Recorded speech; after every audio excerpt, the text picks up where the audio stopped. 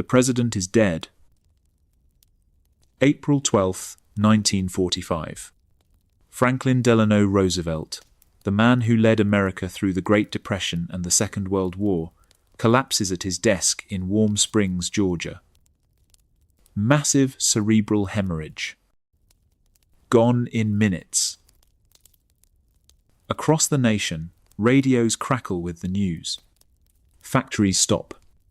Women weep in the streets. Soldiers overseas bow their heads. For 12 years, Roosevelt was America's voice. The man who promised a New Deal, the man who would rebuild the world from the ashes of war. Now he's gone. And in his place stands a man Roosevelt considered clueless. Harry S. Truman. Former Thai salesman from Missouri. Former failed businessman. Former dirt farmer. He went into politics late in life, elected to the Senate only 10 years ago. When Roosevelt picked him as vice president, it wasn't for his brilliance. It was electoral math. Truman could deliver Missouri and the border states. That's it. 3 months as vice president. Roosevelt met him in private exactly twice. No briefings about the atomic bomb being built in secret in the New Mexico desert.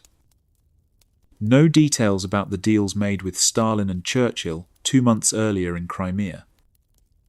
No explanation of the promises that would trap the world in a 40-year Cold War. Nothing. The front pages scream Truman's own words.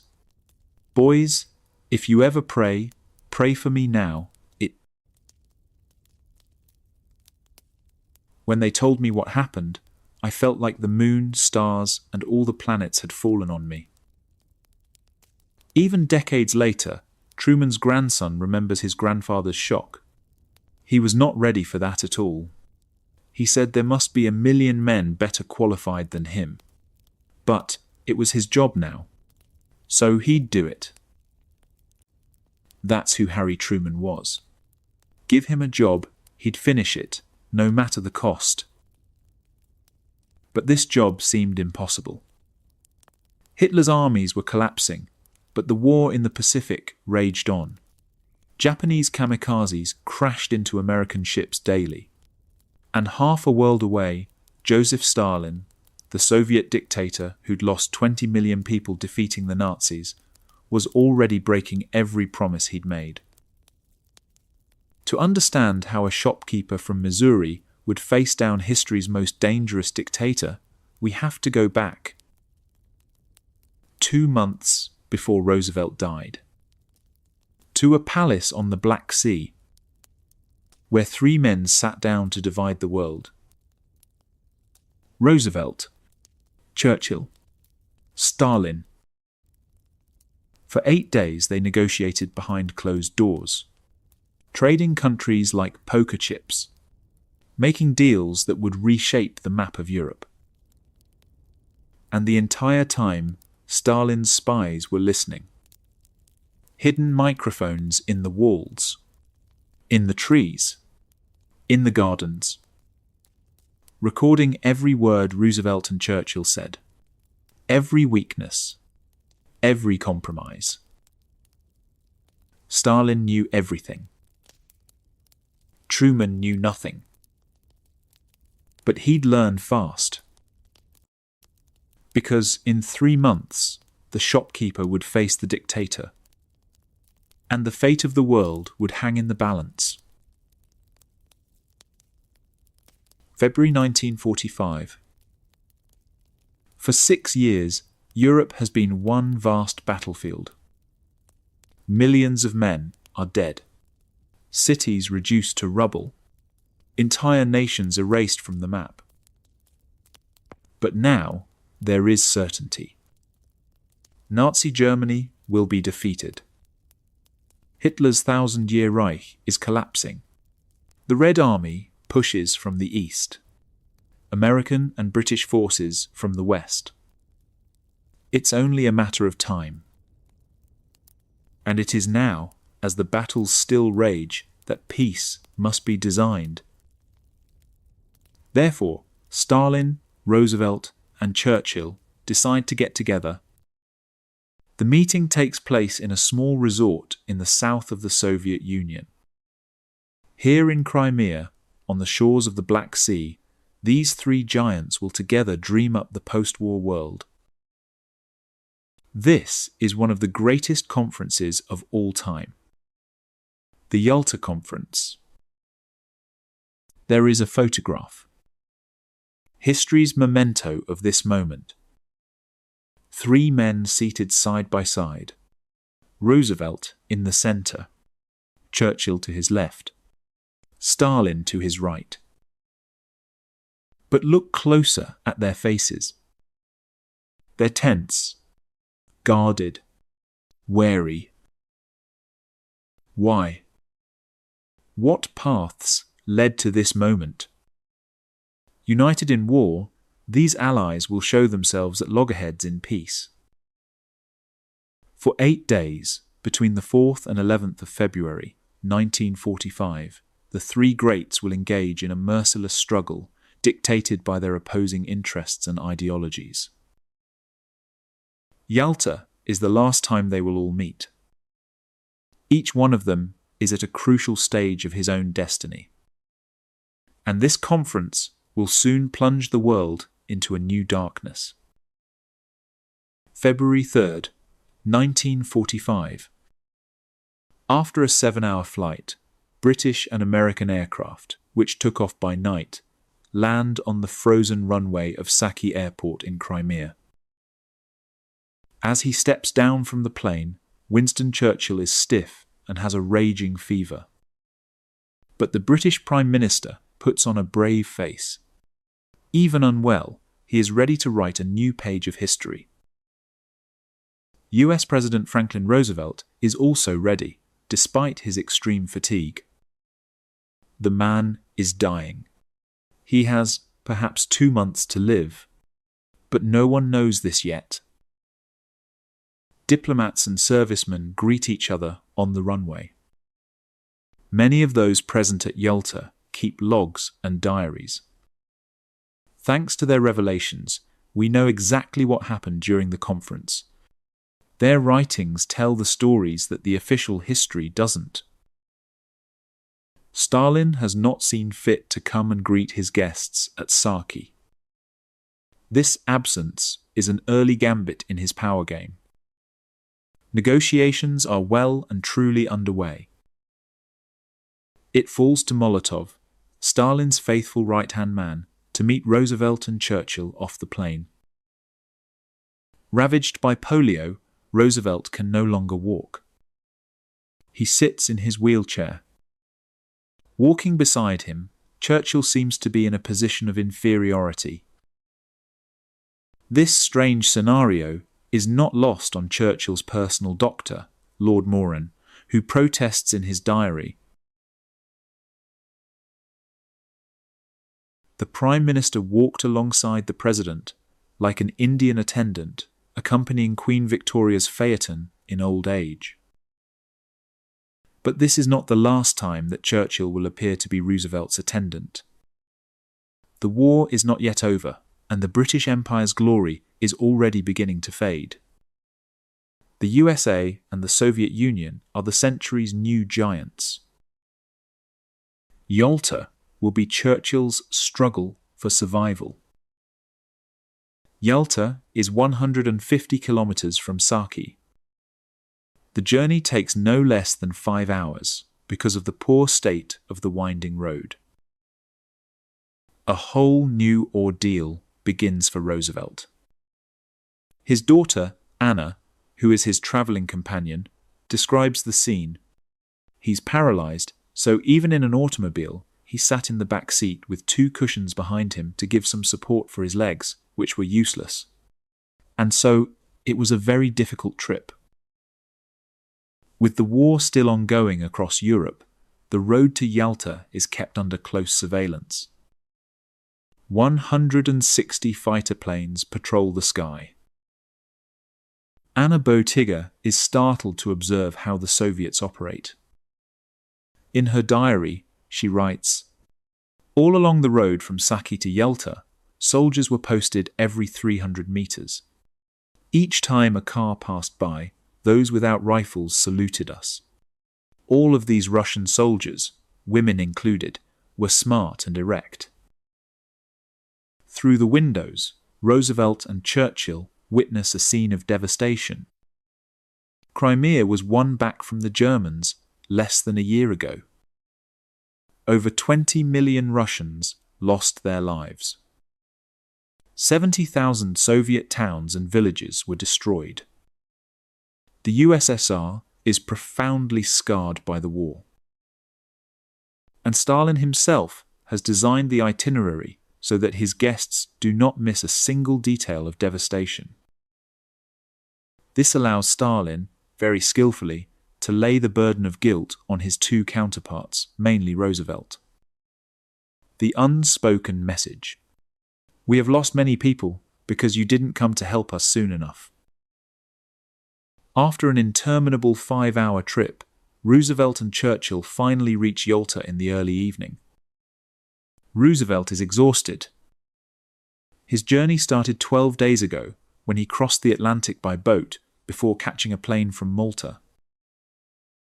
The American president has covered 8,500 kilometers. Churchill has covered 3,200 kilometers. Stalin's journey by train was a mere 1,500 kilometers. It is as if there is some significance to the number of kilometers. Roosevelt was prepared to make the greatest effort, Stalin the least. The Bay of Yalta has lost none of its charm. In the 19th century, it was a kind of Soviet Riviera, where czars and aristocrats came to spend their holidays. The conference delegates would be put up in palaces that are still intact today.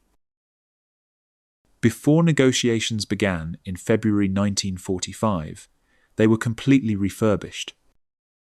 In anticipation of the conference, the palaces were very quickly refurnished, with things brought from Moscow in great convoys, in order to give them a homely feel.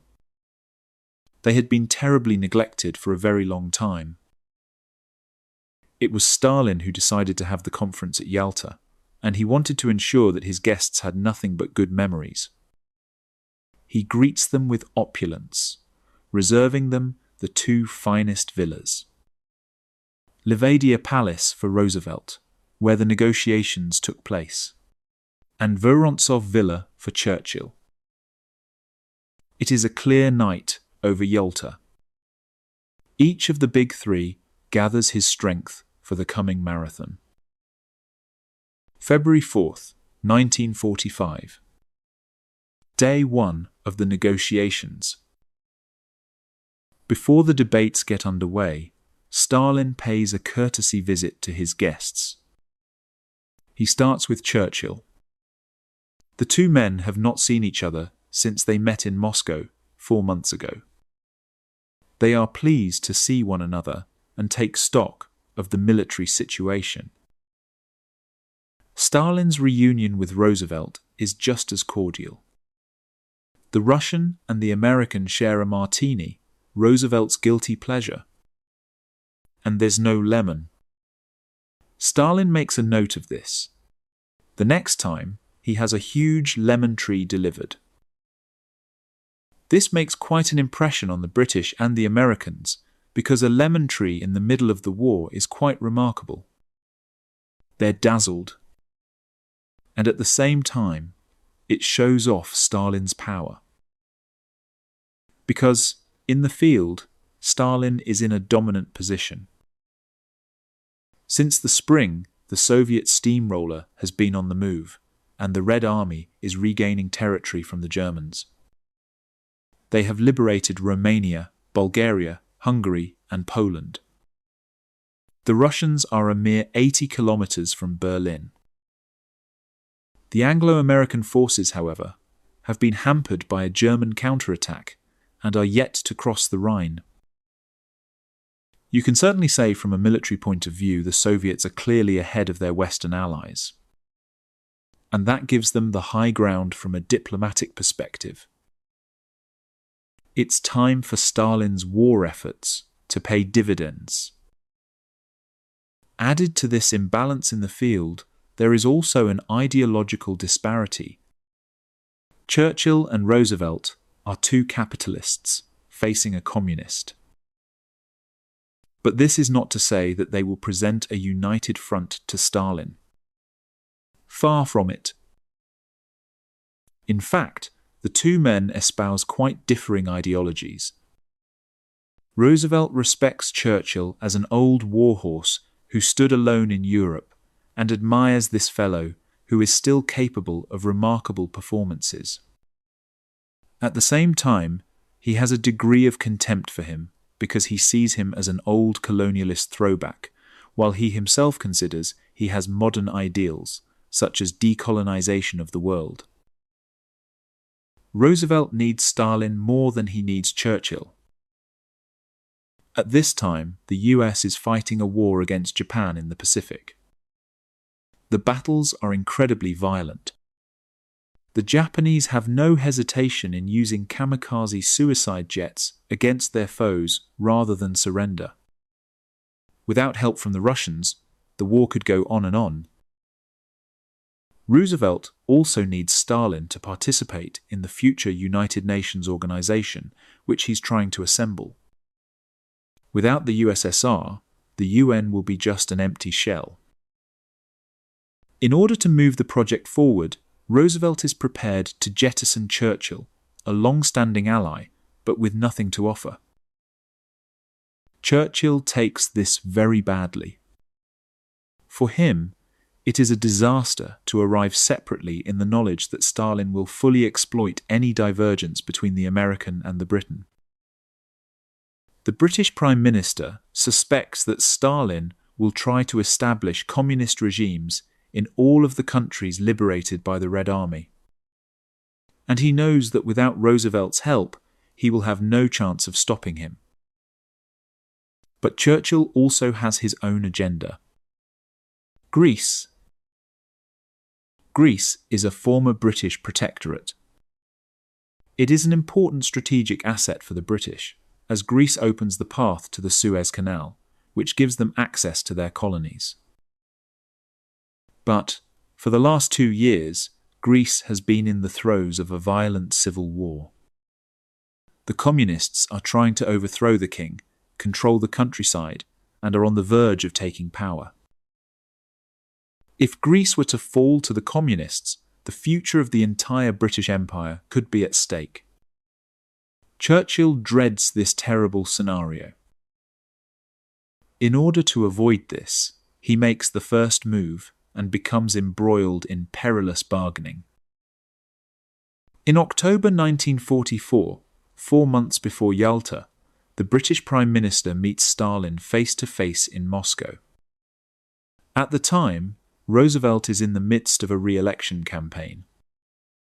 Churchill uses the opportunity of the American president's absence to forge a secret pact with Stalin over Europe's future. So when we talk about dividing up the world, it wasn't done at Yalta, but when Churchill and Stalin met in Moscow. The document, scribbled on a scrap of paper in Churchill's hand, is annotated by Stalin. Like two grocers, they have mutually agreed their shares of the East European crop. Russia gets 90% of Romania. The Soviets get 75% of Bulgaria. Britain gets 90% of Greece. When he gets to Yalta, Churchill is hoping that Stalin will remember this agreement. In order to ensure the Soviet leader leaves him a free hand in Greece, the British Prime Minister is prepared to hang Poland out to dry. This agreement on percentages is in sharp contrast with the idea of an immovable Churchill. He would never have agreed to compromise on any European zones or spheres of influence. But here he was, trading nations like market goods. Meanwhile, Stalin has his own secret weapons. Before the Yalta Conference even begins, he knows everything that is going on.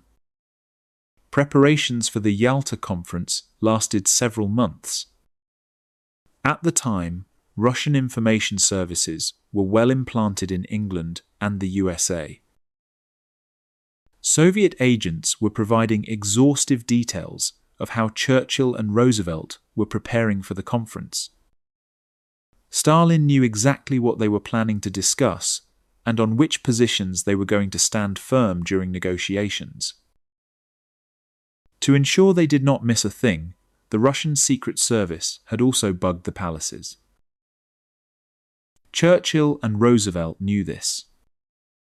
What they didn't realize, a little naively, is that when they went to the park to discuss confidential matters, everything was being picked up by multi-directional microphones, which were everywhere.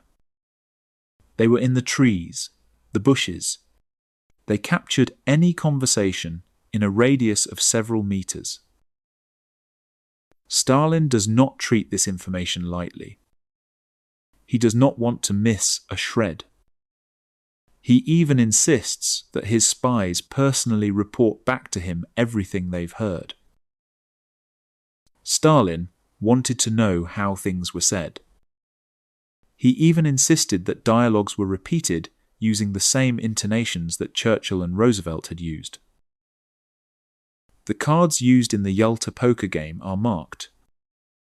Stalin knows exactly what hands his opponents have. He knows exactly where he's heading, while his allies are feeling their way around in the dark. Negotiations finally begin at 5 p.m. The Livadia Palace ballroom has been prepared for the conference. Everything is ready. Ministers and diplomats talk amongst themselves as they wait for the three great leaders. Churchill is the first to arrive with his daughter, Sarah. The Prime Minister is in good spirits and is wearing a Russian cap in tribute to his host. He feels better after a good night's sleep. His temperature has fallen. Stalin is the next to arrive. In front of the cameras, the two men make a show of their camaraderie. This ritual will be repeated for the next 8 days. Roosevelt is already at the negotiation table, having made a discreet entrance. He has banned cameras from filming his arrivals, deeming them too humiliating. He has to get from that wheelchair into a chair, which is not easy when you are paralyzed from the waist down. Each of the big three has his advisors around him. They will not be negotiating alone. Churchill is accompanied by Anthony Eden, his foreign minister, along with diplomat Alexander Cadogan, an expert on Poland.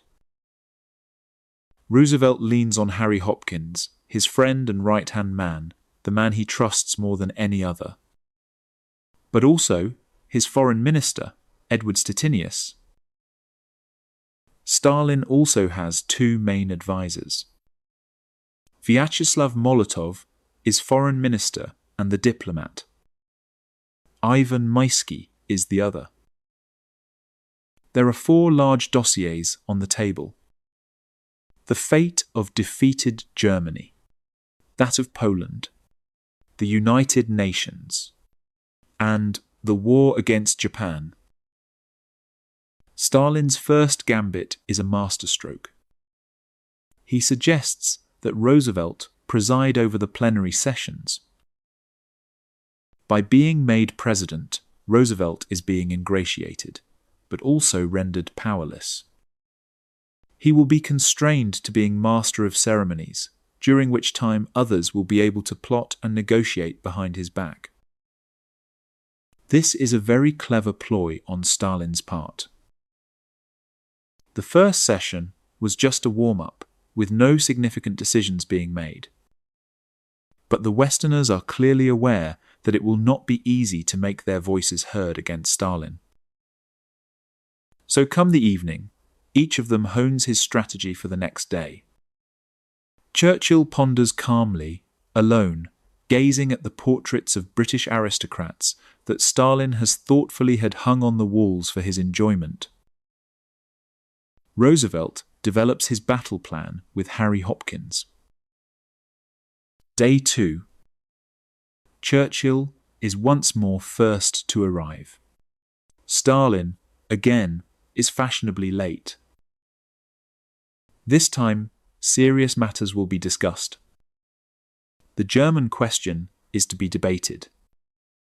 What will be Germany's fate once she has lost the war?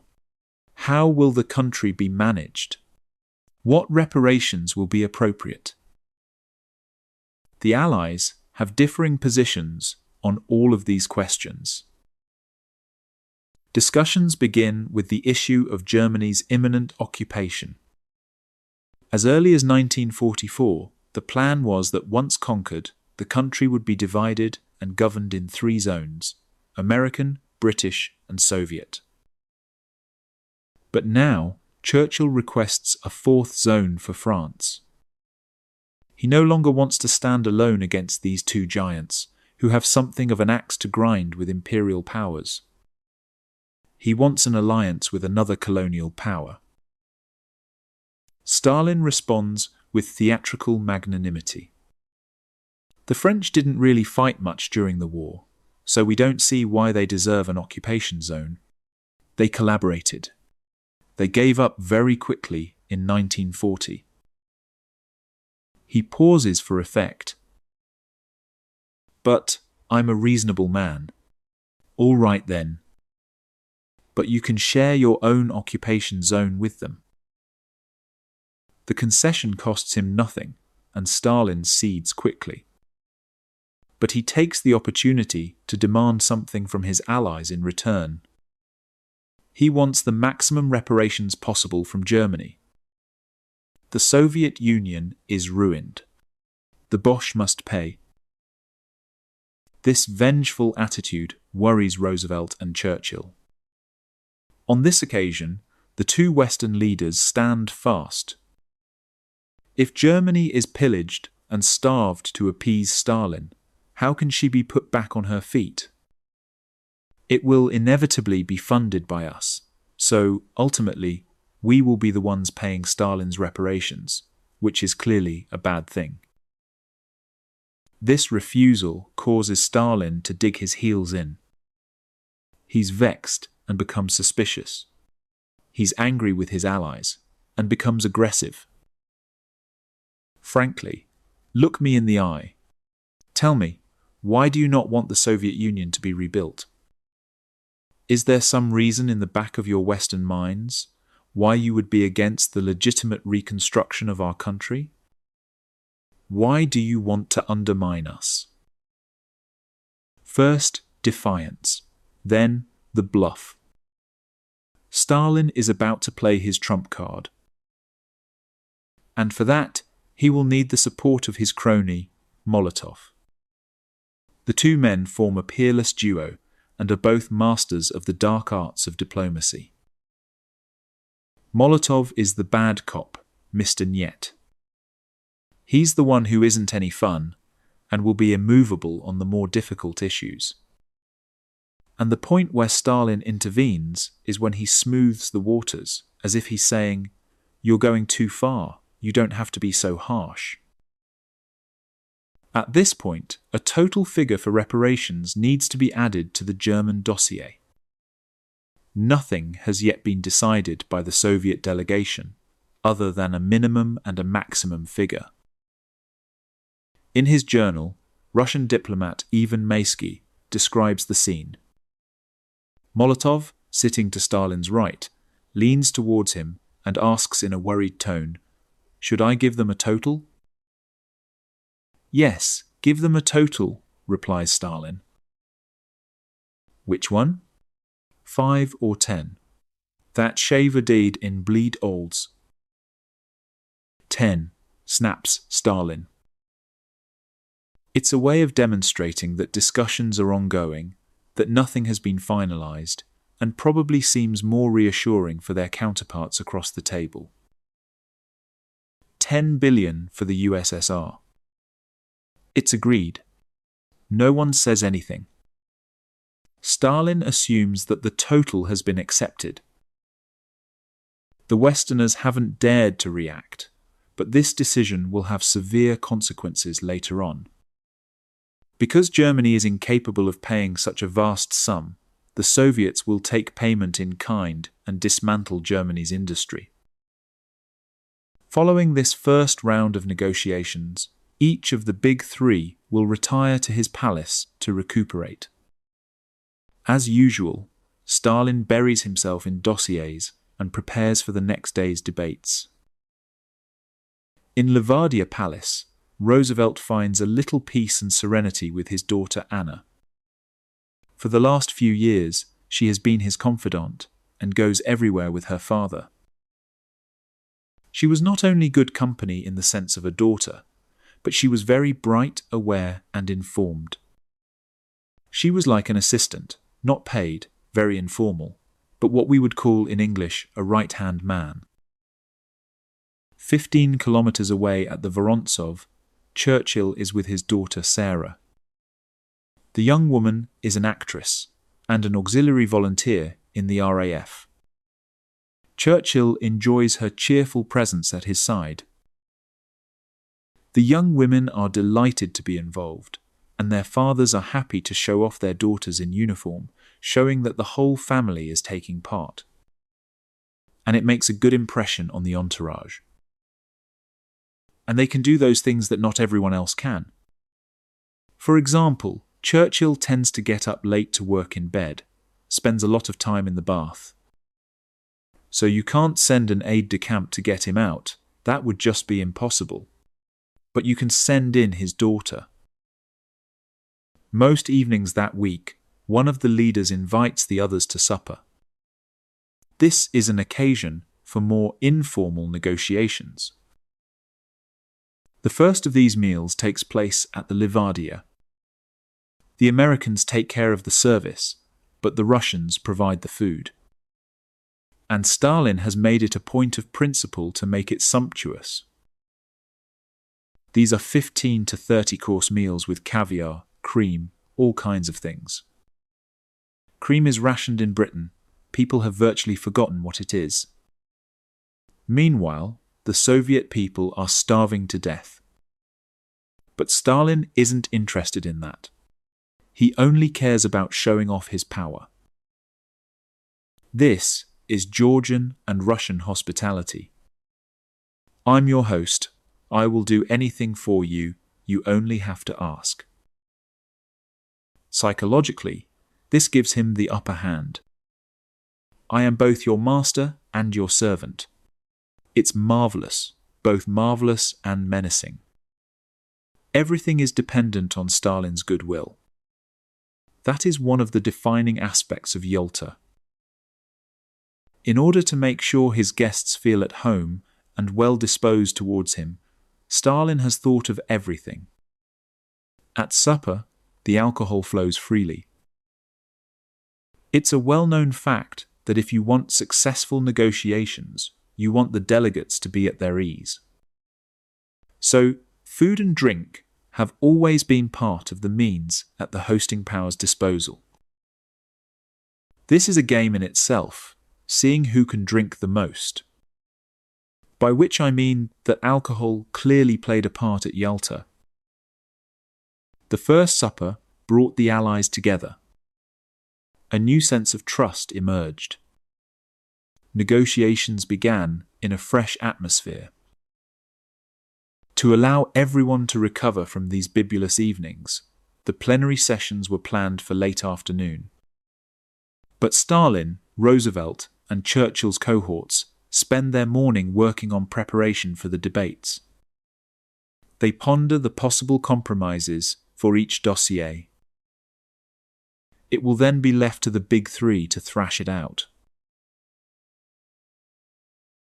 3 weeks after the Yalta conference ends, the illusion shatters. Stalin rides roughshod over every agreement he made. In Romania, with the Red Army still occupying the country, Stalin organizes a brutal power grab by the communists. King Michael is forced at gunpoint to appoint a communist government. The opposition is arrested. Then elections are rigged. In Poland, the situation is even worse. Every time Roosevelt and Churchill put forward the name of a non-communist minister to join the Lublin government, as agreed at Yalta, Stalin simply declines. No explanation. No discussion. Just no.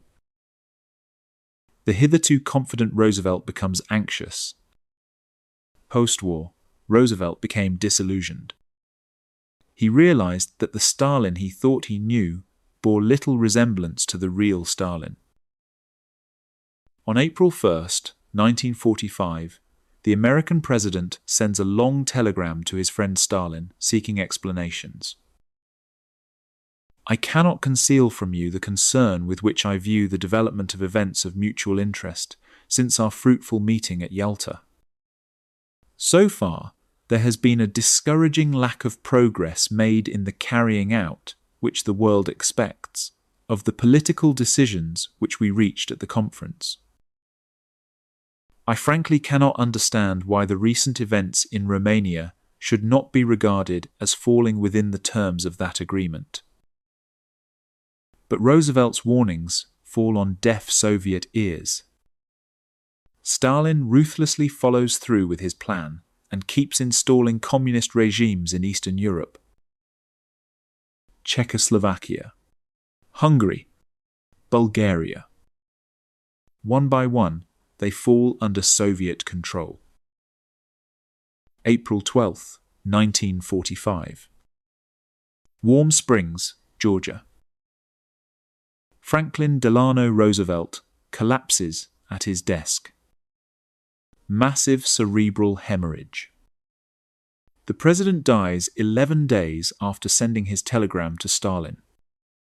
He never sees the full extent of Stalin's betrayal. The nation is in shock. Radios across America crackle with the news. Women weep in the streets. Soldiers overseas bow their heads. The man who led them through depression and war is gone. And now the shopkeeper must inherit the mess. Harry S. Truman stands in the White House, his hand on the Bible, taking the oath of office. He is the 33rd President of the United States. Boys, if you ever pray, pray for me now, he tells the press.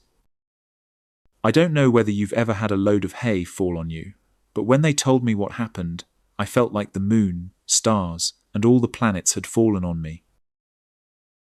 His grandson remembers. He was not ready for that at all. He actually said there must be 1 million men better qualified to do this job than him. But it was his job now, so he'd do it. The task is Herculean. He will have to build the world of tomorrow on solid bases, but Truman has no experience of international politics. In the 3 months he has been vice president, Roosevelt has only met him in private twice. Truman has been told nothing. He doesn't know the complex, ambiguous deals concluded at Yalta. Each of the allies had played his own hand. Truman was not privy to these discussions. He needs to familiarize himself with all the dossiers. He is pragmatic and hard-working, so he has countless briefings with his advisors. But will his relentless work be enough? Can this small-time tie salesman from Missouri hold his own against the formidable Stalin? Meanwhile, Churchill's mounting alarm grows by the day. 1 month after Truman accedes to the White House, the Allies win the war in Europe. All over the continent, people are jubilant. Outside Buckingham Palace, in London, a human tide greets Winston Churchill. The British Prime Minister is lauded as a hero. But even at this euphoric moment, Churchill looks drawn. The smile on his face looks a little forced. In his memoirs, he writes a haunting question. What could seem so terrible that it could darken such a moment? The problem Churchill has goes by the name of Stalin.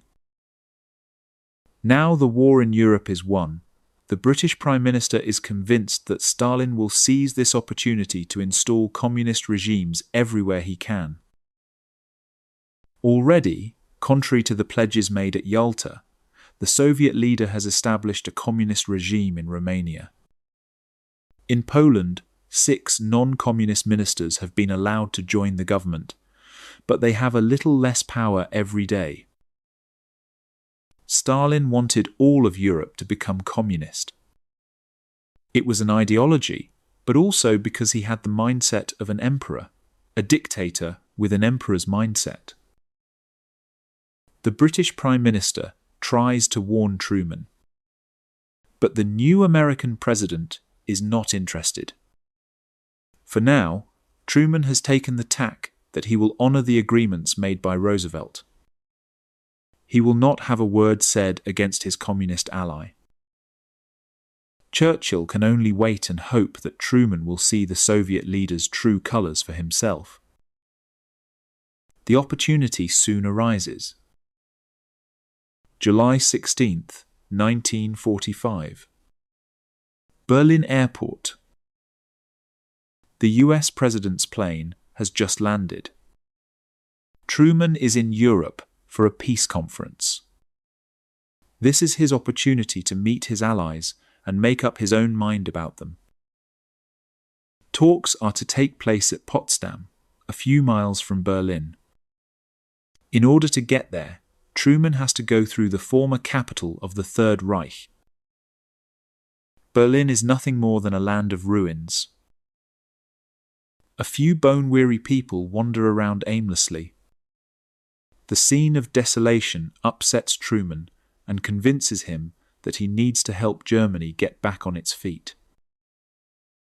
That evening, he writes in his diary, "Never have I seen such a sorrowful and depressing sight.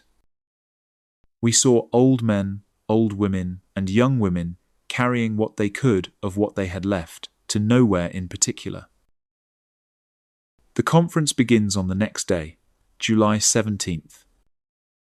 Here at Sicilienhof Castle, Truman, Stalin, and Churchill meet for the first and only time. As Truman expected, Churchill seems charming. But his advisors keep telling him that Stalin is not to be trusted. However, the new president quickly sizes up the man with whom he'll have to negotiate. "I can deal with Stalin," Truman writes. He is honest, but cunning as hell. Stalin, on the other hand, has no concerns about Truman, whom he just sees as a small-time shopkeeper from Missouri.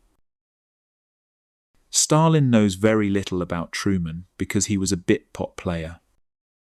His spies hadn't really spoken about him, and what they had said led him to believe that he was insignificant and weak and could be made to agree to anything. But Truman is a man who sticks to his guns.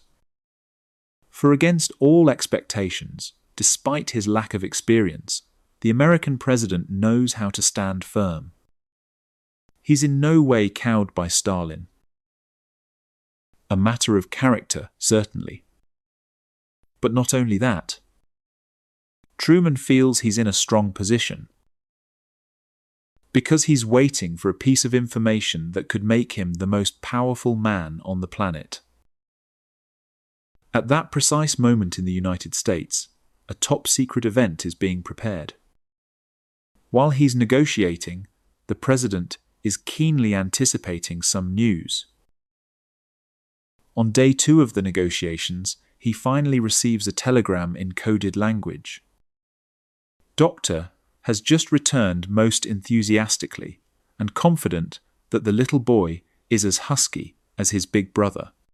The light in his eyes is discernible from here to Highhold, and I could have heard his screams from here to my farm. The little boy in question is the first atomic bomb. For the last 4 years, the planet's finest scientists have been working in the greatest secrecy to develop what could be the ultimate weapon. The operation is codenamed Trinity. The first nuclear test in history is an unqualified success. The explosion is the equivalent of detonating 21 kilotons of TNT. Never before has such destructive power been achieved. A single weapon now has the power to annihilate all of humanity. After hesitating, Truman decides to forewarn Stalin.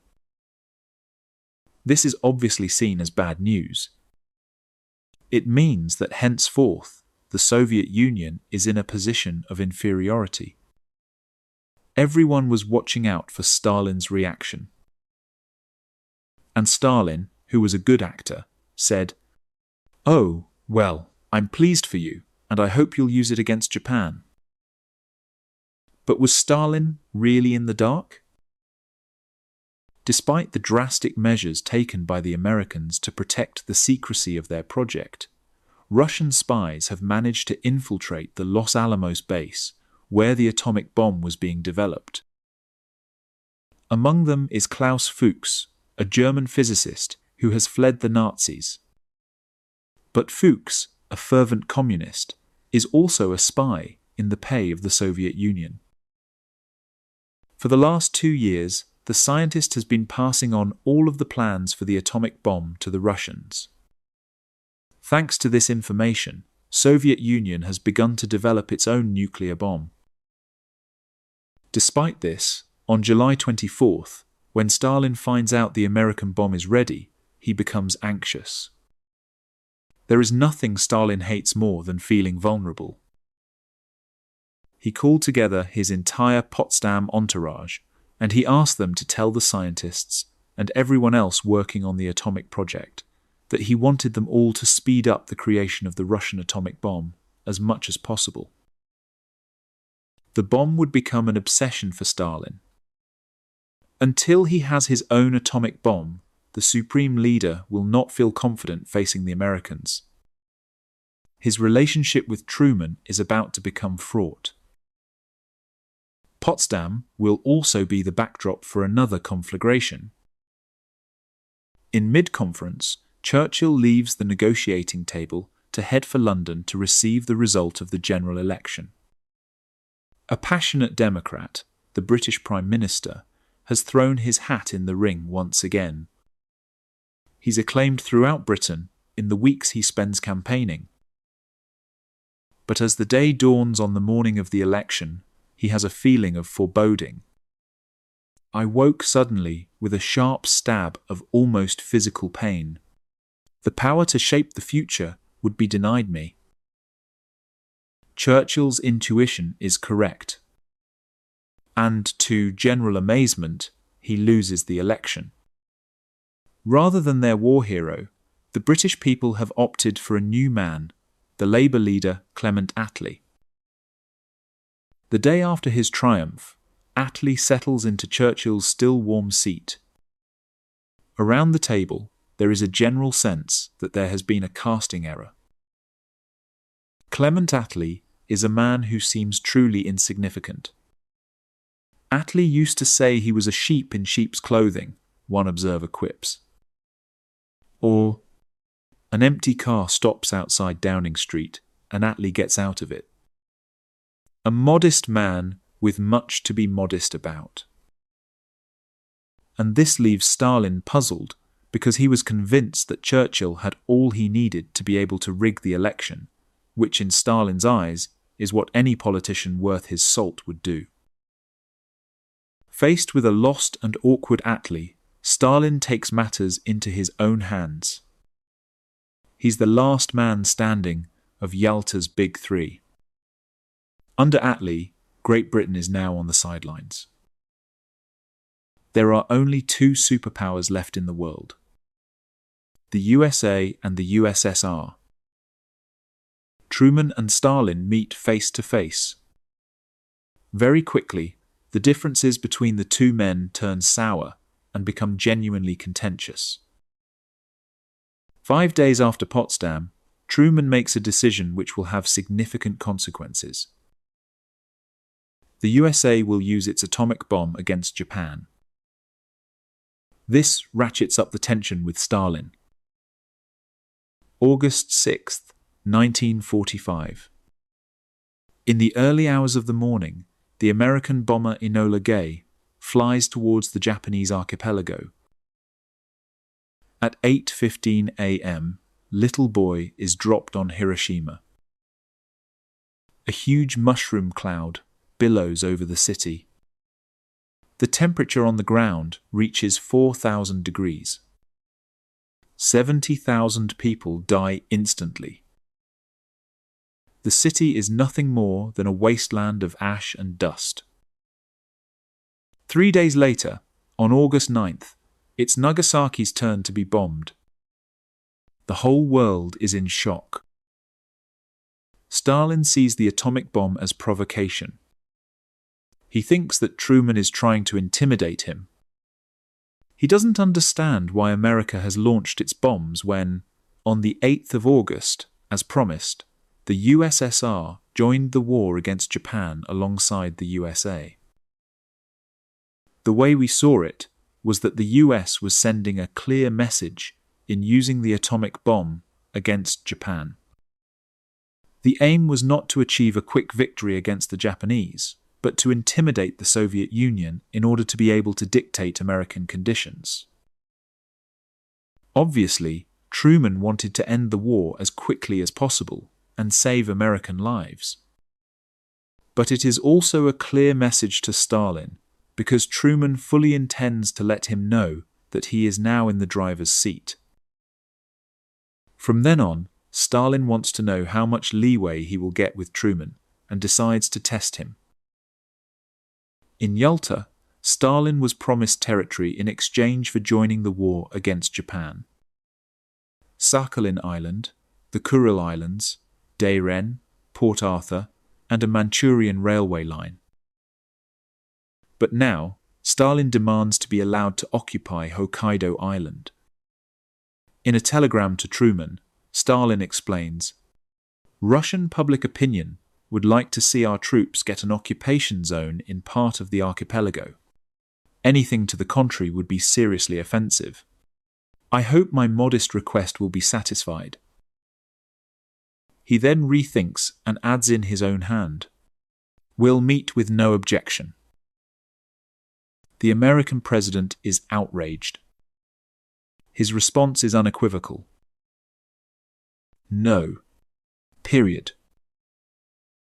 Grandpa expected people to be straightforward and honest, Truman's grandson recalls. That's how he was. He expected people to be truthful with him, to be upfront. And when he discovered that they weren't, and he discovered that Stalin wasn't, he very quickly got his back up and began to deal with Stalin more roughly, more directly, and more confrontationally. Stalin has also decided to move things forward and press his advantage in Europe. Rigged elections. Coups. Wherever he can, Stalin establishes communist regimes. Poland, Czechoslovakia, Hungary, and Bulgaria, in turn, all fall into Soviet hands. The rampant Stalinization of Europe worries Truman, but he's still unsure how to approach the situation. Then, a telegram lands on his desk on February 22nd, 1946. It changes everything. Its author is George Kennan, an ordinary diplomat posted in Moscow. Kennan has had time to observe how Stalin operates. He has seen that Stalin wants to take control of Eastern Europe and is convinced that the only way to stop him is to stand firm. In a long telegram to Washington, he describes the Soviet apparatus. At the bottom of Kremlin's neurotic view of world affairs is a traditional and instinctive Russian sense of insecurity. Russians are impervious to the logic of reason and very sensitive to the logic of force. Kennan explains that it's pointless to try and appease Stalin. In any case, he cannot and will not be appeased, because that allows him to justify dictatorship. But on the other hand, we should be firm with Stalin, because he understands how the balance of power works, and that when the West stands firm, he's ready to back down. Kennan's analysis confirms everything that the US president had intuitively foreseen. His change of tack is then drastic. Truman jettisons Roosevelt's former advisers, whom he considers too lenient with regards to the Soviet Union, and appoints some new men. Kennan is soon called to the White House as a special advisor. But Truman is still left with a problem. That of explaining this turnaround to the American public. This will be a delicate operation. In the eyes of America, Stalin is a great ally, the man who helped win the war against Hitler. The press has consistently hailed him as a hero. They've been exposed to 4 years of war propaganda, which has shown Stalin as a friend to all children and the great ally who will help America win the war. The propaganda was successful, and Stalin is very popular in the USA. The American president then has an idea. He will make use of the former British Prime Minister and let him deliver the bad news. Churchill still has considerable prestige, and no one will dare to doubt his word. Also, he would surely be delighted to pay a visit to the States. Since losing the election, he's been in a period of deep depression. Stalin has decided to move things forward and press his advantage in Europe. Rigged elections, coups. Wherever he can, Stalin establishes communist regimes. Poland, Czechoslovakia, Hungary, and Bulgaria, in turn, all fall into Soviet hands. The rampant Stalinization of Europe worries Truman, but he's still unsure how to approach the situation. The telegram which lands on his desk on February 22, 1946, changes everything. Its author is George Kennan, an ordinary diplomat posted in Moscow. Kennan has had time to observe how Stalin operates. He has seen that Stalin wants to take control of Eastern Europe and is convinced that the only way to stop him is to stand firm. In a long telegram to Washington, he describes the Soviet apparatus. At the bottom of Kremlin's neurotic view of world affairs is a traditional and instinctive Russian sense of insecurity. Russians are impervious to the logic of reason and very sensitive to the logic of force.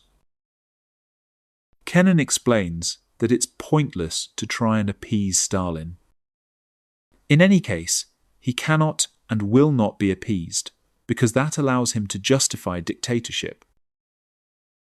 But on the other hand, we should be firm with Stalin, because he understands how the balance of power works.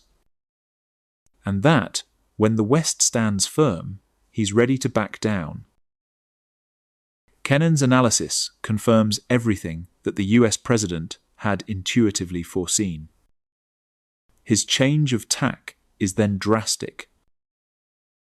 Truman jettisons Roosevelt's former advisers, whom he considers too lenient with regards to the Soviet Union, and appoints some new men. Kennan is soon called to the White House as a special advisor. Truman is still left with a problem. That of explaining this turnaround to the American public. This will be a delicate operation. As in the eyes of America, Stalin is a great ally, the man who helped win the war against Hitler. The press has consistently hailed him as a hero. They've been exposed to 4 years of war propaganda, which has shown Stalin as a friend to all children and the great ally who will help America win the war. The propaganda was successful, and Stalin is very popular in the USA. The American president then has an idea. He will make use of the former British Prime Minister and let him deliver the bad news. Churchill still has considerable prestige, and no one will dare to doubt his word. Also, he would surely be delighted to pay a visit to the States. Since losing the election, he's been in a period of deep depression. March 5, 1946. Everyone in the small town of Fulton, Missouri, has hung out their flag to welcome the former British leader. It's a beautiful sunny day. Truman welcomes Churchill to his home territory, wreathed in smiles. Truman is quite aware that Churchill is about to drop a bombshell, but does not let on that he knows anything. A few minutes later at Fulton University, Churchill gives a speech that will stun his audience and dismay the whole world. From Stettin in the Baltic to Trieste in the Adriatic, an iron curtain has descended across the continent. The Iron Curtain speech provokes an outcry. The Americans are shocked. Good old Uncle Joe? This strategy of Truman's is very clever, in that he lets Churchill make the speech where he mentioned the Iron Curtain because it shows America, and the rest of the world, that this change in America's policy is not just down to Truman or a few isolated advisors, but that as significant a figure as Churchill was thinking the same way as the American president. Soon, Stalin's former admirers in the US start to consider him a dangerous tyrant. In the Soviet Union, the Fulton speech is seen as a stab in the back. Stalin is said to be furious. Intellectuals and those close to the Kremlin stand united against Churchill. Churchill was our country's sworn enemy. He was the leader of the world's most anti-Soviet nation in the West. He spent his whole life trying to put one over on the Soviet Union. Henceforth, European countries will have to nail their colours to either the communist or the capitalist mast. In this race to divide up the world, Stalin has a head start. He's already got his hands on countries in Eastern Europe and is making ground in the West. Communist ministers have already found their way into the French and Italian parliaments. How far will Stalin manage to extend his sphere of influence? This question haunts Truman. He understands full well that in this arm wrestle with Stalin, one thing adds weight to his opponent: poverty. Almost 2 years after the end of World War II, Europe has still not got back on its feet. The old continent is staring into the abyss. Truman is perfectly aware that this deprivation makes a perfect breeding ground for communism. But before he can act, he needs a clear view of the situation. In early 1947, Truman sends Montana Senator Mike Mansfield to Europe with a brief to evaluate the situation. His report is horrifying. In every country visited, there was evidence of malnutrition, tuberculosis, and disease. The greater part of the Italian population is subsisting on a bread ration from 75 to 125 grams a day. Very little in addition is eaten. When he reads the report, a new conviction awakens in Truman. If he does not come to Europe's help, he will leave Stalin a free rein on the continent. Truman then decides on a rescue plan for Europe and entrusts it to Secretary of State General George Marshall.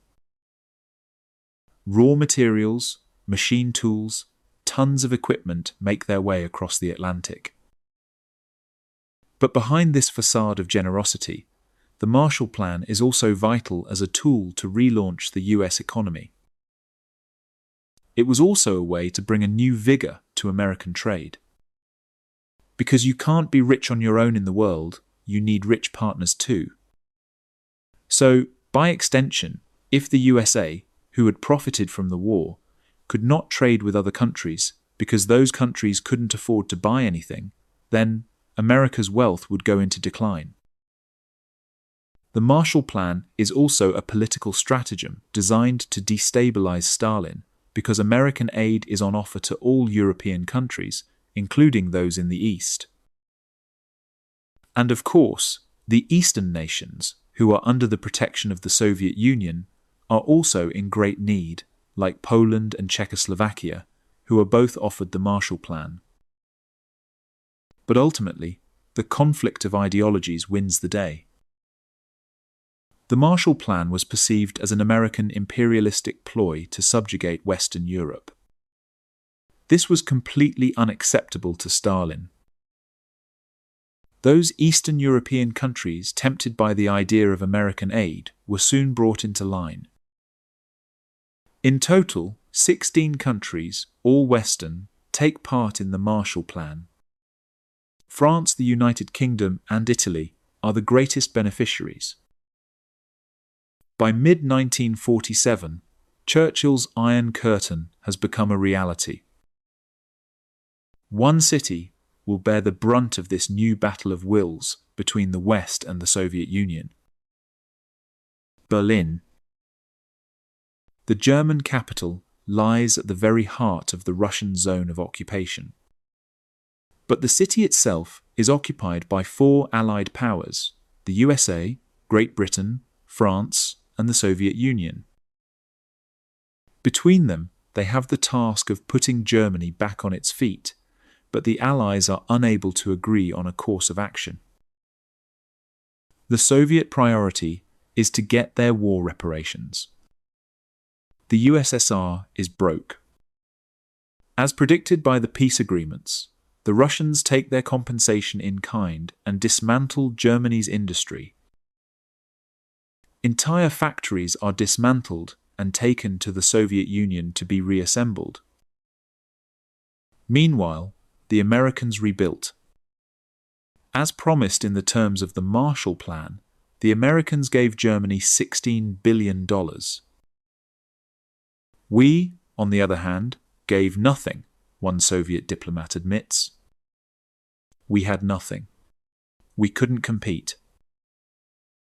In the West, life gradually goes back to normal, while Berlin's eastern sector goes to rack and ruin.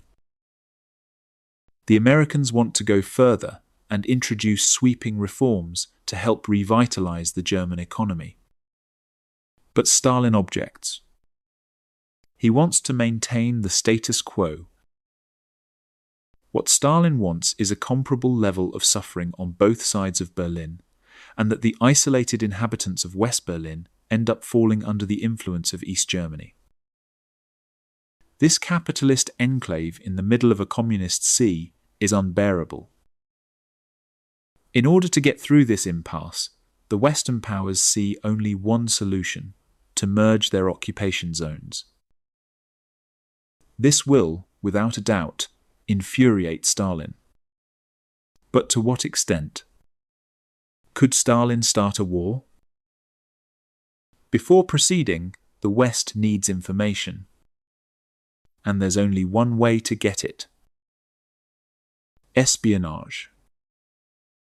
Unfortunately, in these early days of the Cold War, the American secret services are to all intents and purposes non-existent. Literally, it's worth noting that during World War II, in 1942, the Roosevelt administration created the OSS Information Service, but it was no longer active after the war ended in 1945. So, between 1945 and 1947, the United States had no intelligence services as such. Therefore, in the summer of 1947, Truman decides to found a new intelligence agency which will soon be known the world over: the CIA. Former Admiral Henry Hillenkoetter is named as its head, he has the difficult task of recruiting and training spies in a very short space of time.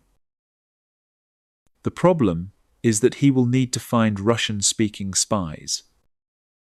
And other than the Russians themselves, not many people speak Russian. For this former British Secret Service operative, this was a major hindrance.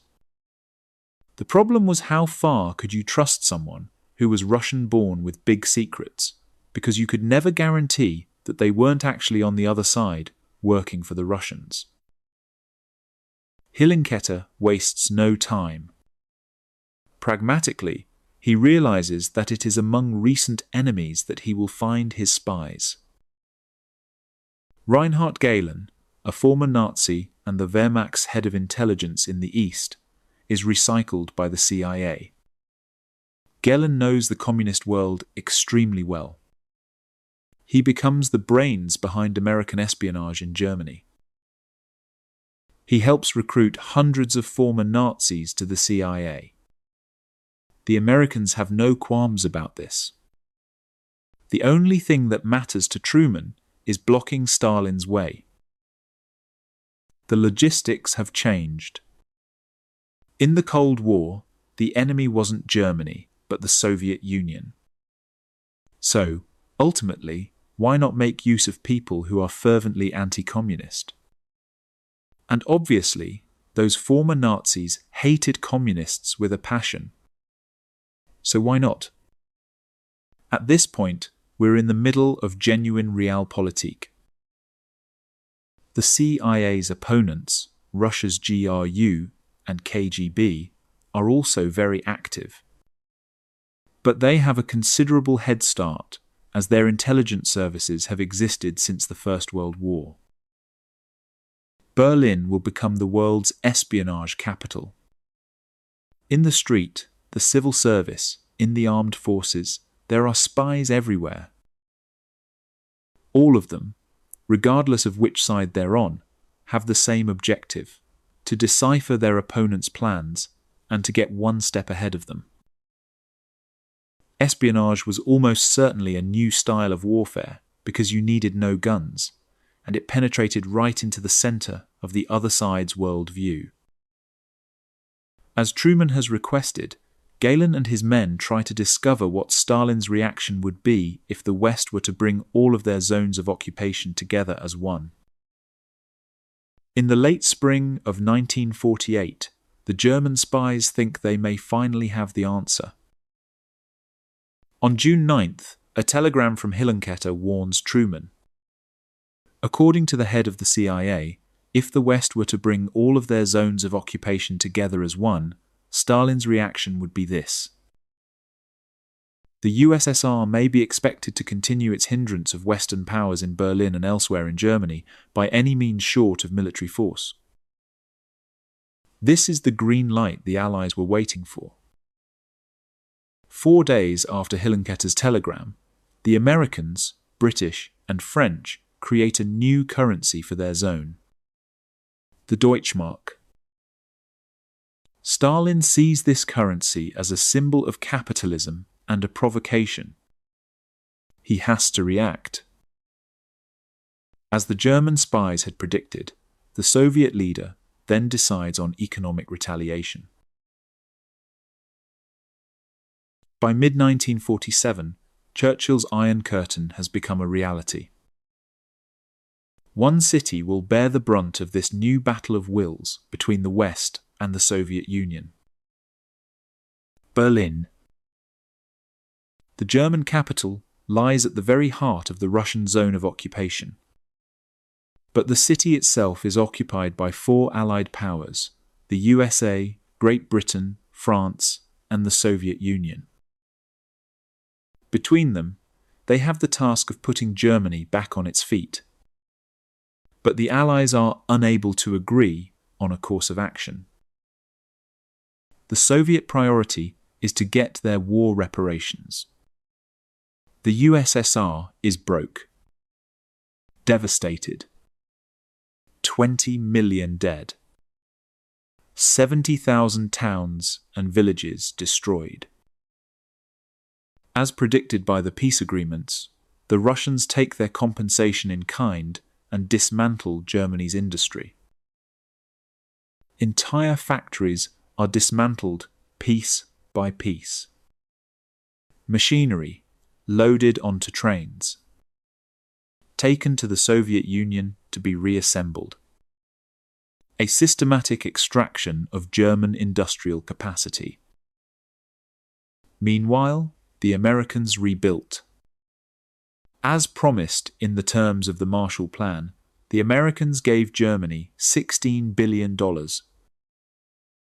We, on the other hand, gave nothing, one Soviet diplomat later admits. We had nothing. We couldn't compete. The contrast is visible street by street, block by block.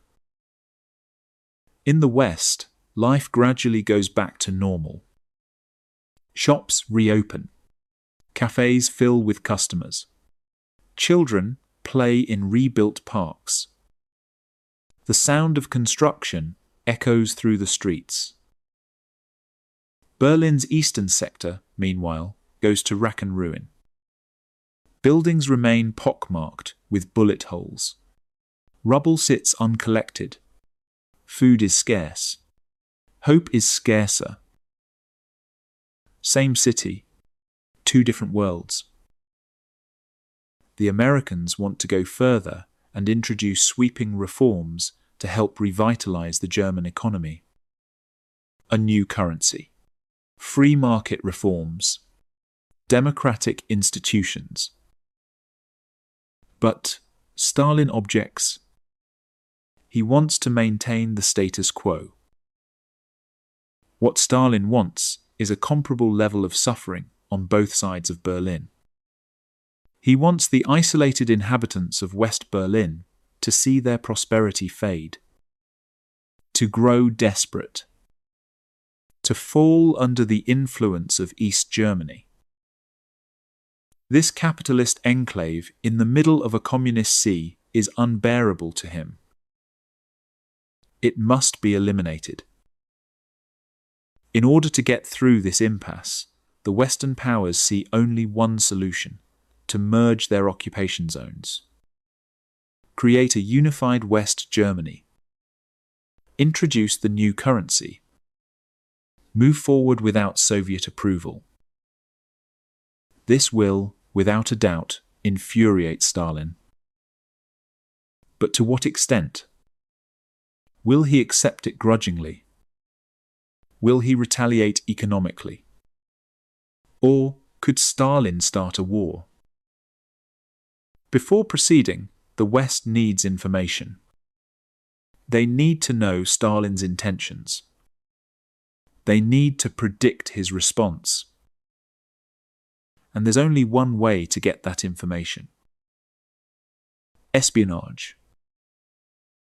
Unfortunately, in these early days of the Cold War, the American secret services are to all intents and purposes non-existent. Literally. During World War II, in 1942, the Roosevelt administration created the OSS, the Office of Strategic Services. But it was disbanded after the war ended in 1945. Between 1945 and 1947, the United States had no intelligence services as such. None. While Stalin's GRU and KGB had been operating since the First World War, decades of experience, networks across Europe, agents in every major city, America was flying blind. Therefore, in the summer of 1947, Truman decides to found a new intelligence agency, which will soon be known the world over: the CIA. Former Admiral Henry Hillenkoetter is named as its head. He has the difficult task of recruiting and training spies in a very short space of time. The problem is that he will need to find Russian-speaking spies, agents who understand Soviet culture, who know how the communist system works, Who can operate in Eastern Europe? And, other than the Russians themselves, not many people speak Russian. For one former British Secret Service operative, this was a major hindrance. The problem was, how far could you trust someone who was Russian-born with big secrets? Because you could never guarantee that they weren't actually on the other side working for the Russians. It's a dilemma. They need Russian speakers. But Russian speakers might be double agents. How do you build an intelligence service when you can't trust your own spies? Hillenkoetter wastes no time. Pragmatically, he realizes that it is among recent enemies that he will find his spies. The Nazis. Reinhard Gehlen, a former Nazi and the Wehrmacht's head of intelligence in the East, is recycled by the CIA. Gehlen is perfect for the job. He spent the entire war studying the Soviet Union. He knows Stalin's military. He knows the Communist Party structure. He knows which officials can be bribed, which can be blackmailed, which are true believers. He knows the communist world extremely well. And he hates it with a passion. Gehlen becomes the brains behind American espionage in Germany. He helps recruit hundreds of former Nazis to the CIA, SS officers, Gestapo interrogators, Wehrmacht intelligence operatives, men with blood on their hands now working for American intelligence. The Americans have no qualms about this. The moral calculations have changed. The only thing that matters to Truman is blocking Stalin's way. The logistics have changed, one CIA officer explains. In the Cold War, the enemy wasn't Germany, but the Soviet Union. So, ultimately, why not make use of people who are fervently anti-communist? And, obviously, those former Nazis hated communists with a passion. So why not? At this point, we're in the middle of genuine realpolitik. Realpolitik indeed. Yesterday's war criminals become today's intelligence assets. The CIA's opponents, Russia's GRU and KGB, are also very active.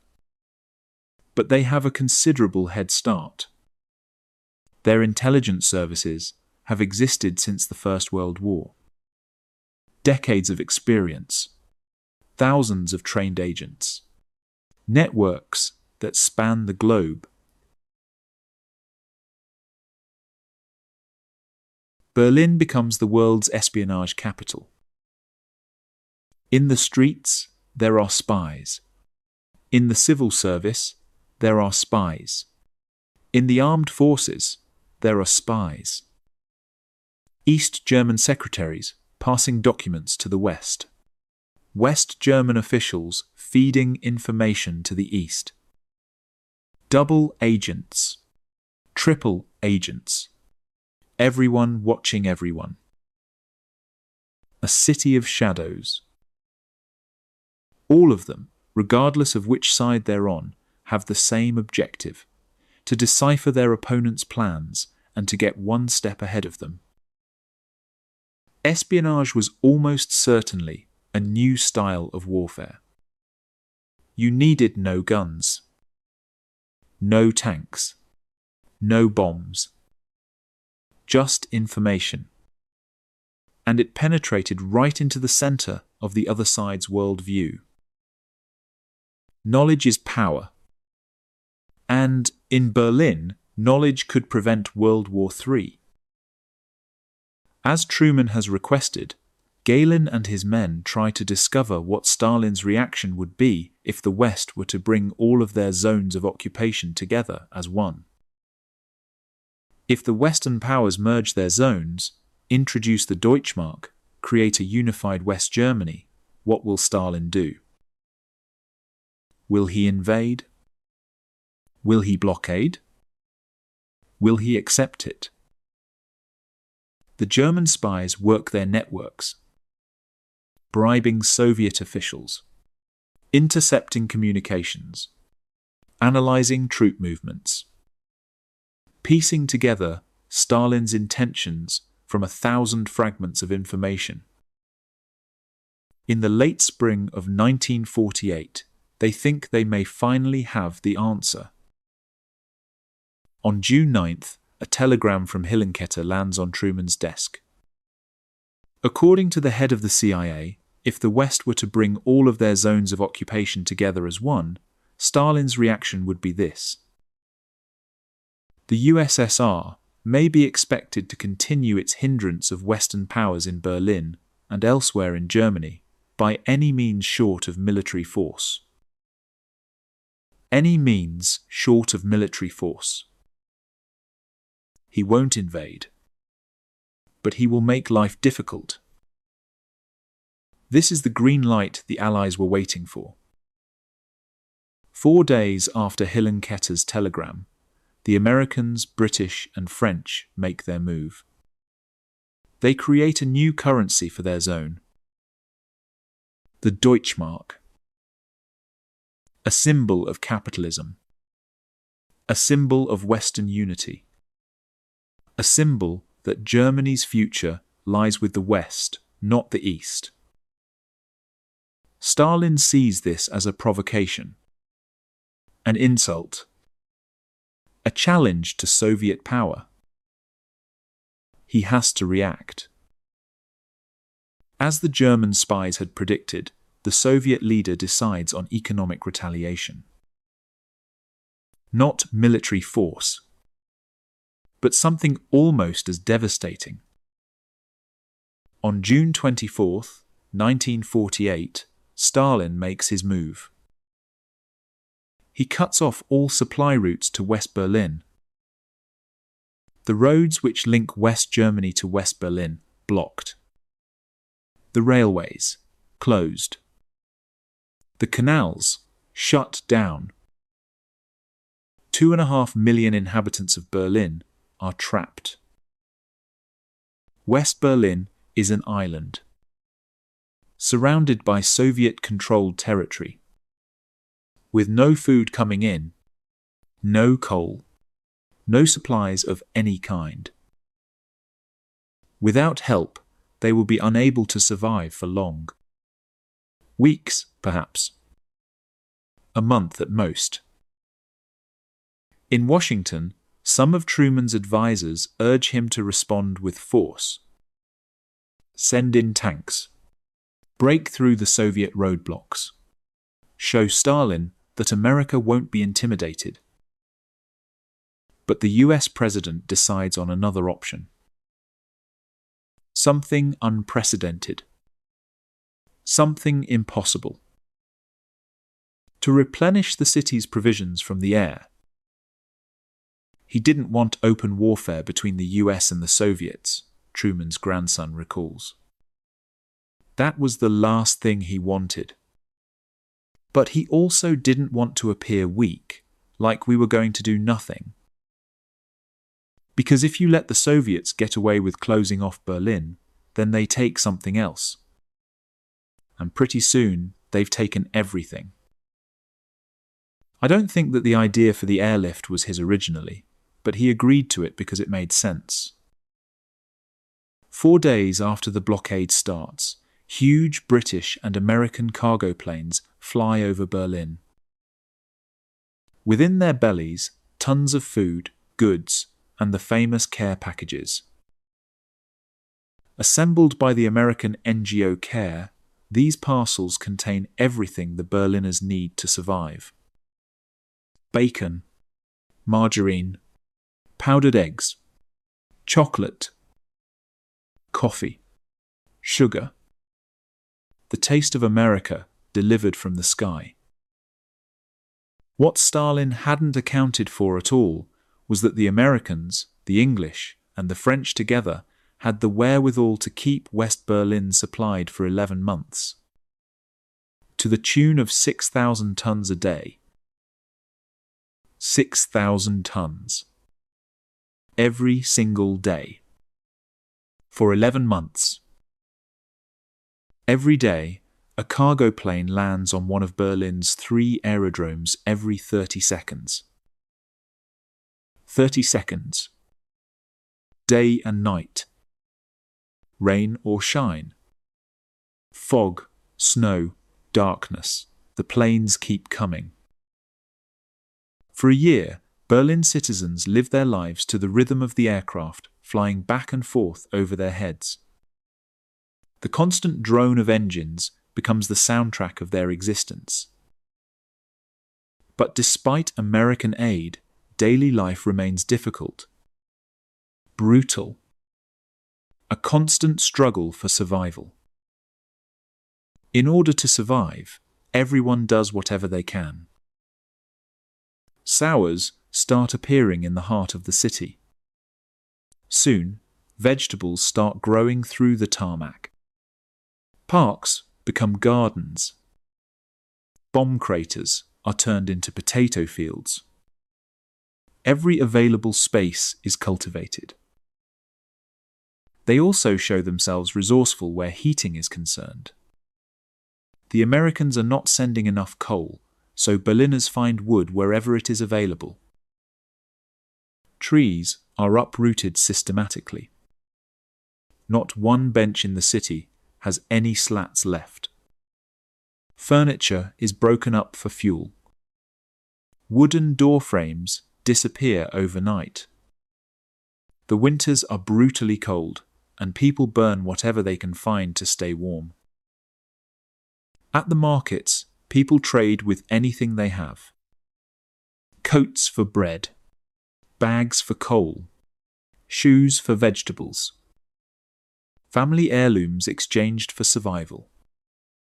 Wedding rings traded for a week's worth of food.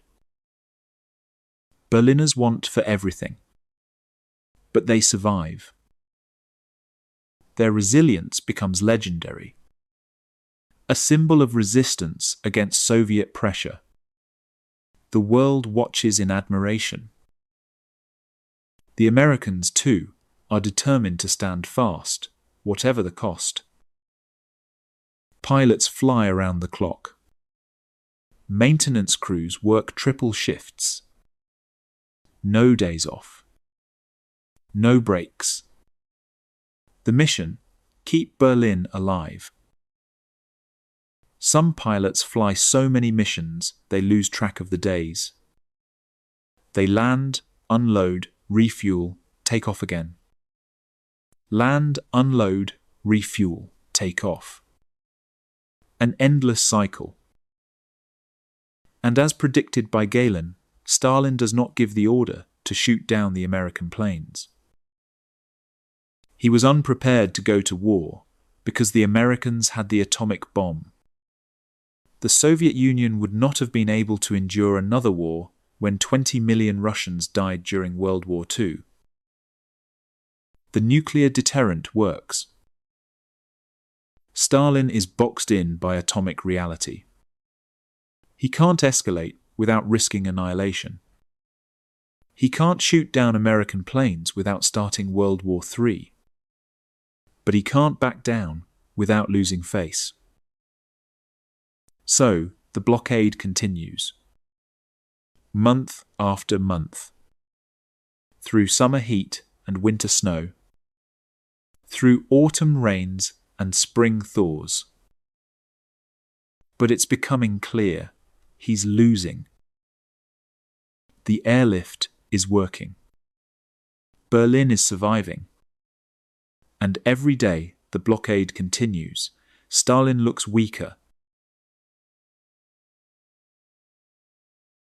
Realizing that he had lost the political arm wrestle, Stalin lifts the blockade on May 12, 1949.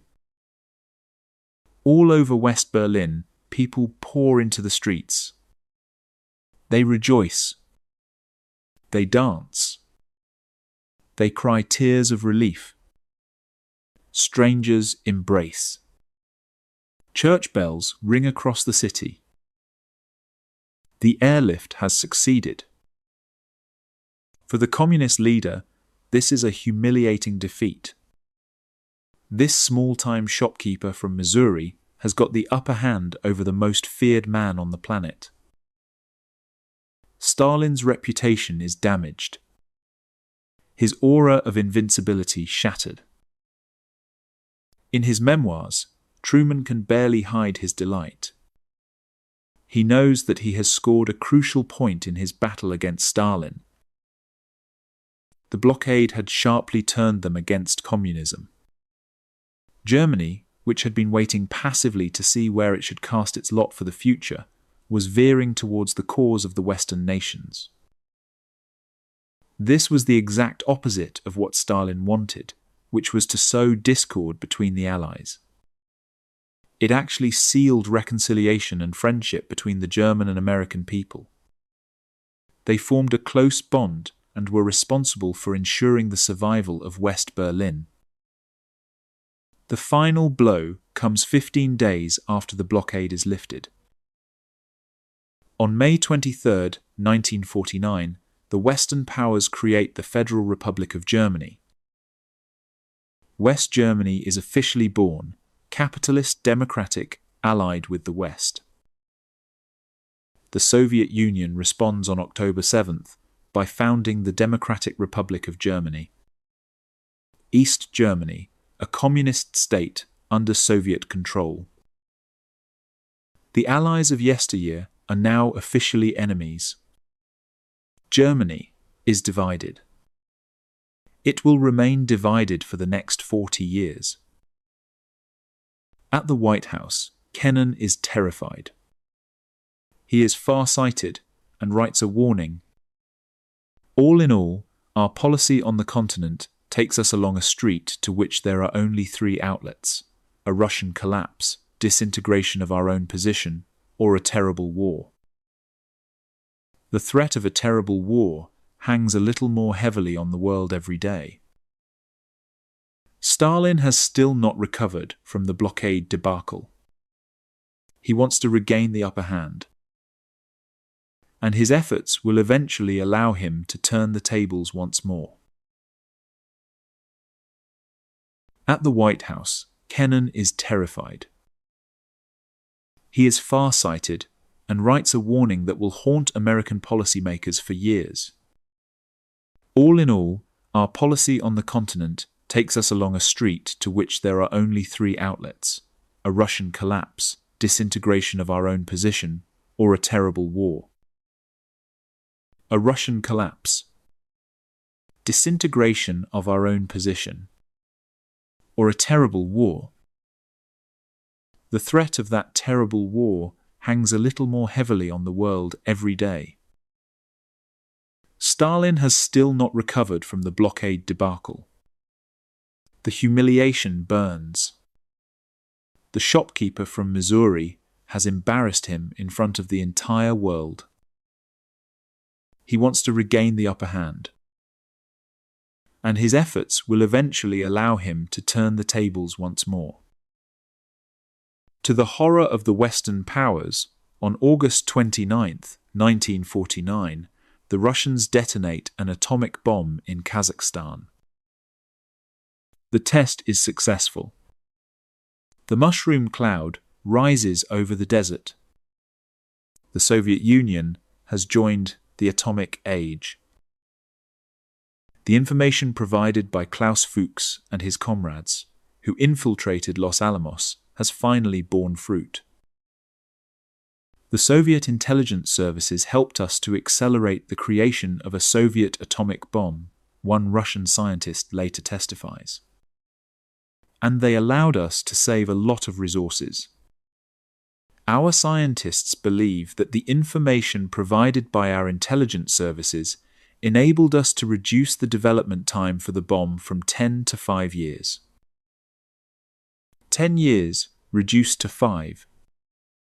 Half the time. Thanks to espionage, the Soviets have leapfrogged ahead. This comes as a great shock to Truman. American intelligence had predicted the Soviets wouldn't have a bomb until the mid-1950s at the earliest. They were wrong by years. He could never have imagined that the Soviets, crippled by war, devastated economically, could develop a nuclear weapon so quickly. But they did.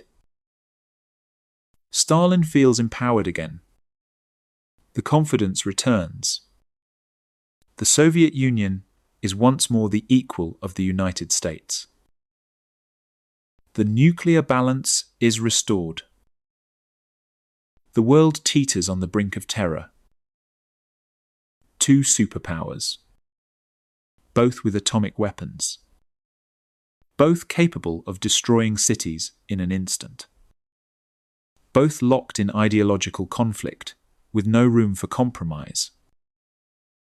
The French philosopher Raymond Aron summed up this Cold War perfectly when he said, "War is impossible. Peace is improbable. War is impossible because it would be nuclear. Any direct conflict between the superpowers would escalate to atomic warfare. And atomic warfare means the end of civilization. Peace is improbable because the ideologies are incompatible. Capitalism versus communism. Democracy versus dictatorship. Freedom versus control. There can be no middle ground. So what emerges is something new. Something the world has never seen before. A Cold War. Conflicts are not long in breaking out, but they will remain localized and be fought by proxy. Because neither American nor Soviet blood should ever be spilt in direct combat. That would cause widespread chaos. That would risk nuclear annihilation. So instead, they will fight through others. Korean soldiers, Vietnamese guerrillas, Afghan rebels, proxy armies killing each other while the superpowers watch from the sidelines. The first of these post-war conflicts to erupt is in a small country that few Russians or Americans would be able to identify on a map of the world. Korea. Since 1945, Korea, which formerly belonged to Japan, has been occupied on both sides of the 38th parallel. To the south, by the Americans. To the north, by the Soviets. The division was supposed to be temporary, just until Korea could be reunified under a single government. But temporary divisions have a way of becoming permanent. Since then, North Korea's communist leader Kim Il-sung has sought to reunite his country by force. He has on several occasions asked Stalin for help, for permission to invade, for weapons and support. But the Soviet leader has always refused. Too risky, too dangerous. The Americans are too close. Not worth the confrontation. However, on January 12, 1950, the Supreme Leader changes his mind. And it is all because of a tiny little sentence uttered by Dean Acheson, the American Secretary of State. That day, in his speech on America's military ambitions, Acheson outlines the US defensive perimeter in Asia. This defensive perimeter runs along the Aleutians, then to Japan, then to the Ryukyus and the Philippines. He forgot about Korea. The worst mistake he could have made. There was Taiwan, Japan, the Philippines, everything you like, except Korea, one historian notes. It wasn't clever, which is surprising for someone as experienced as Acheson. But he made a big blunder. Stalin took this as an encouraging sign that the Americans had softened again. If Korea isn't part of their defensive perimeter, then they won't fight for it. Kim Il-sung can invade without American interference. Stalin then gives Kim Il-sung a green light to spring into action. At 4 a.m. on June 25, 1950, North Korean forces cross the 38th parallel. Tanks roll south. Artillery pounds South Korean positions. Infantry advances in massive waves. The invasion begins. The news is immediately broken to Truman, who is spending the weekend in his home in Missouri. A phone call in the middle of the night. The president listens, his face growing grim. The American president does not hesitate for a moment. Force must be met with force. His memoirs recall, if this was to go unchallenged, it would mean a Third World War, just as similar incidents had brought about the Second World War. He remembers the lessons of the 1930s. When Hitler invaded the Rhineland, the world did nothing. When he took Austria, the world did nothing. When he seized Czechoslovakia, the world appeased him. And appeasement led to World War II. This time will be different. This time, aggression will be met with resistance. The problem is that the Americans were not prepared for an attack on Korea. They have virtually no troops there. Just a few hundred military advisors. The North Koreans make ground with alarming ease. They seize Seoul in less than a week.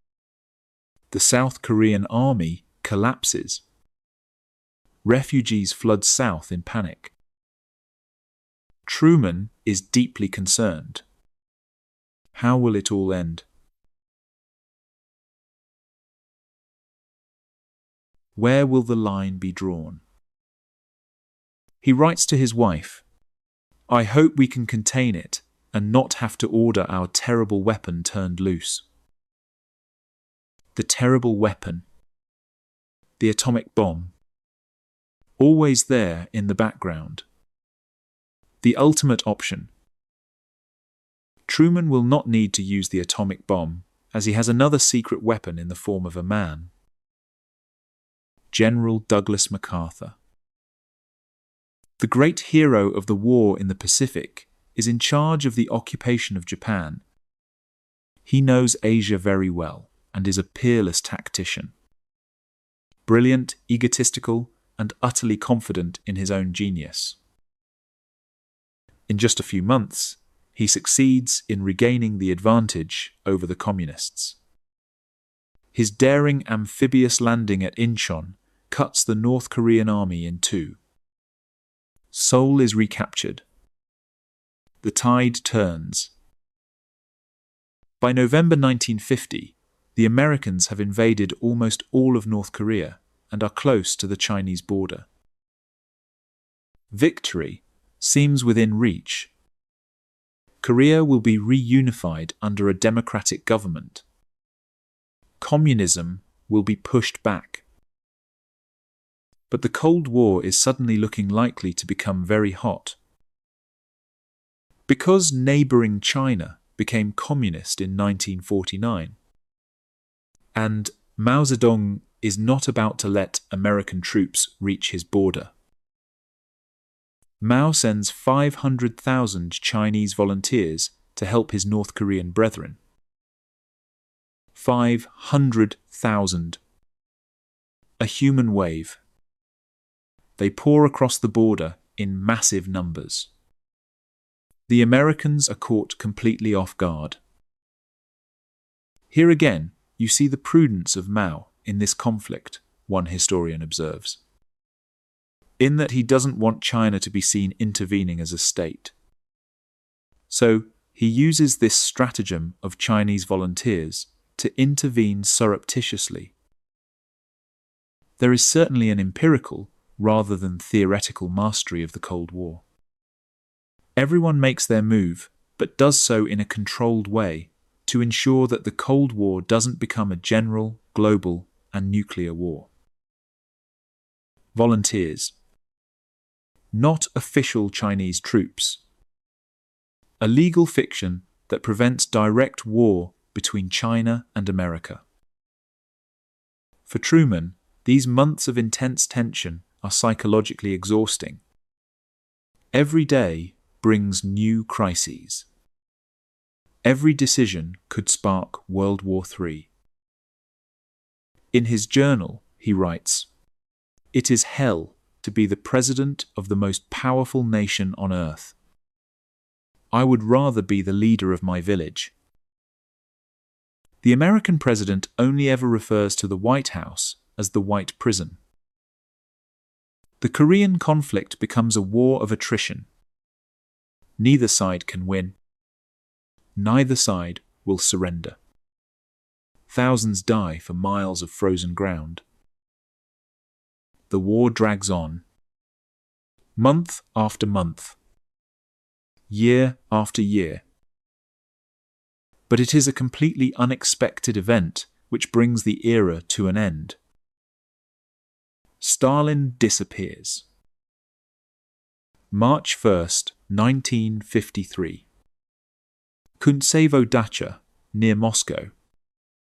This is where Stalin now lives as a recluse. The man who struck fear in the hearts of the world has locked himself away in a cage of delusional paranoia. He trusts no one. His own doctors have been arrested. His closest advisors walk on eggshells. Anyone could be an enemy. Anyone could be a traitor. He fears he's going to be assassinated. When Stalin goes to bed that night, he's had a lot to drink. Vodka with his inner circle. Hours of drinking and paranoid rambling. During the night, he suffers a cerebral hemorrhage. A massive stroke. He collapses alone in his room. For 10 hours, as he lies dying, no one dares to open his door. Stalin had given strict orders never to be disturbed. His guards are too afraid of the possible reprisals. What if they wake him and he's angry? What if they interrupt his sleep and he has them shot? So they wait. And Stalin dies alone on the floor of his bedroom. He died alone, and all those who could have helped him, such as his doctor, well, he was imprisoned, one historian notes. He could have made a recovery, but when his cronies arrived, like Khrushchev, Beria, Malenkov, they didn't do anything in case it's held against them. So doctors were called, but those doctors were scared.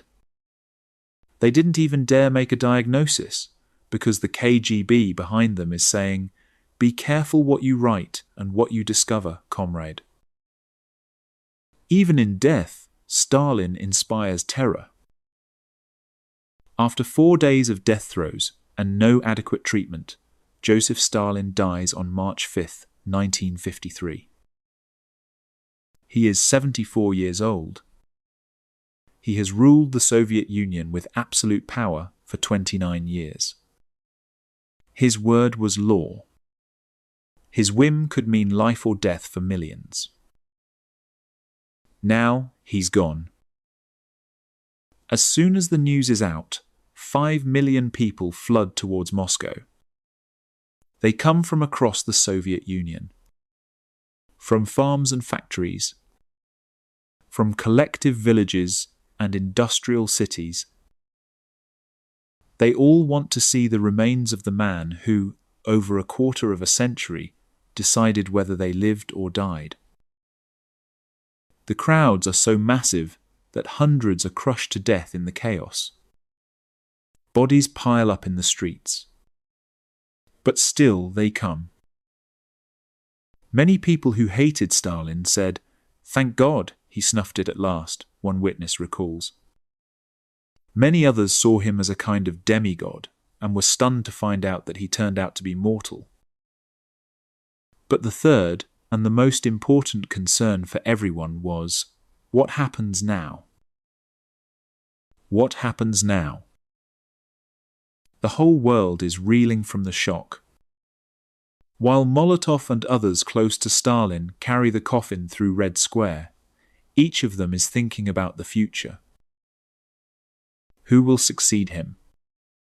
Will there be a power struggle? Will the Soviet Union change? Will the Cold War end?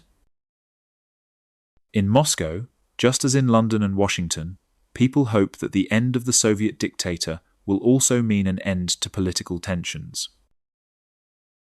Their hopes will soon be dashed.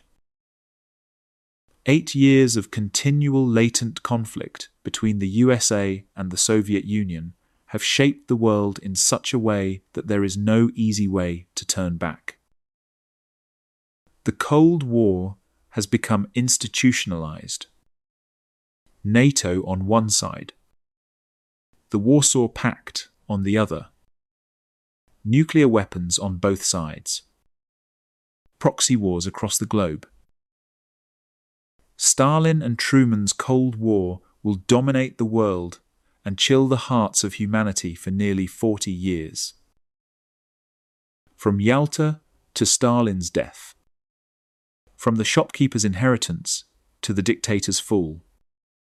From atomic monopoly to nuclear standoff. 8 years that shaped the world. The shopkeeper from Missouri faced down the dictator from Georgia. And though Stalin is gone, the world they created, divided, armed, afraid, will persist for decades. The terrible war Kennan warned about never came. But neither did peace. Instead, the world got something in between. A Cold War that would define a generation. And it all began here. In the palaces of Yalta. In the ruins of Berlin. In the confrontation between a shopkeeper and a dictator. The shopkeeper defeated the dictator. From a Thai salesman in Missouri to the man who faced down Stalin, Harry Truman proved that in history's darkest moments, courage and principle can triumph over fear and tyranny. His grandson remembers. He was the kind of man who, when given a job, did it. Simple words, but they capture everything. Truman never sought the presidency. Never imagined he'd face down the most feared man on the planet. But when the job fell to him, he did it. No matter the cost. The Berlin airlift stands as his greatest triumph. For 11 months, American and British planes flew supplies into a city surrounded by Soviet forces. 6,000 tons a day. A plane landing every 30 seconds. Stalin predicted the West would give up. He was wrong. 2.5 million Berliners survived because Truman refused to back down. Because he understood that surrendering Berlin meant surrendering Europe. The Marshall Plan rebuilt a continent. $16 billion flowed across the Atlantic. Factories rose from rubble. Economies recovered. Democracy took root. Behind the facade of generosity was cold calculation. Prosperous democracies don't turn communist. Trading partners create interdependence. Economic power proved as effective as any army. And in 1949, Truman helped create NATO, the North Atlantic Treaty Organization, an alliance of democracies pledging collective defense. An attack on one would be considered an attack on all. NATO still exists today. 75 years later, the alliance Truman built continues to deter aggression. Containment became the foundation of American Cold War policy. George Kennan's strategy, stand firm, don't appease, force Stalin to back down, worked for 40 years. Truman's character made the difference. His grandson's words echo.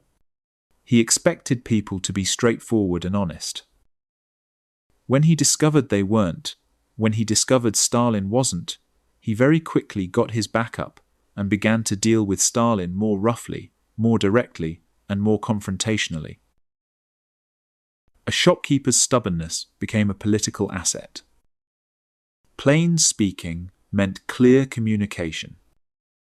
Missouri values became democratic principles.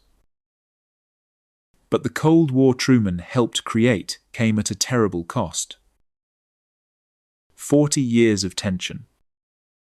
Millions dead in proxy wars. Billions spent on weapons instead of development. Korea remains divided to this day. 70 years after the war began, families are still separated. The 38th parallel still cuts through the peninsula. 3 million died in a war that solved nothing. Vietnam would follow. Then Afghanistan.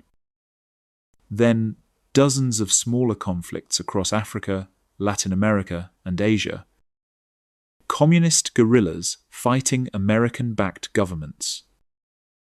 Soviet advisors training revolutionary armies. Proxy wars that devastated entire nations.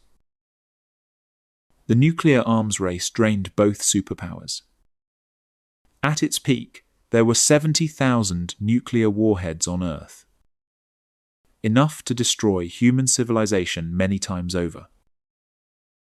In 1962, during the Cuban Missile Crisis, the world came within 13 days of nuclear annihilation. President Kennedy and Premier Khrushchev stared at each other across the abyss. One miscalculation would have ended everything. They pulled back from the brink. Barely. Generations grew up under the shadow of nuclear war. Children practiced hiding under desks. Families built fallout shelters. Everyone knew that at any moment the missiles could fly. The fear was real. The weapons were real. The danger was real. But World War III never came. That's the paradox of the Cold War. It was terrible. It cost millions of lives. It wasted countless resources. It divided the world for decades. But it prevented something worse. Direct war between the superpowers would have been nuclear. Nuclear war would have been apocalyptic. The entire Northern Hemisphere might have been destroyed. So, in a twisted way, the Cold War saved humanity by making war impossible. Raymond Aron's words proved prophetic. War is impossible. Peace is improbable. And for 40 years, the world lived in that impossible space between war and peace. The lessons echo today. Underestimated leaders can rise to greatness. Credentials don't determine capacity.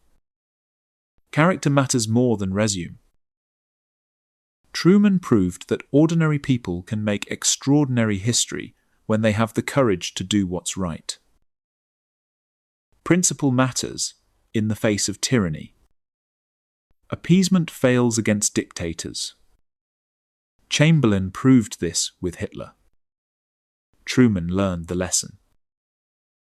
Firmness works when backed by strength and resolve. Stalin understood force.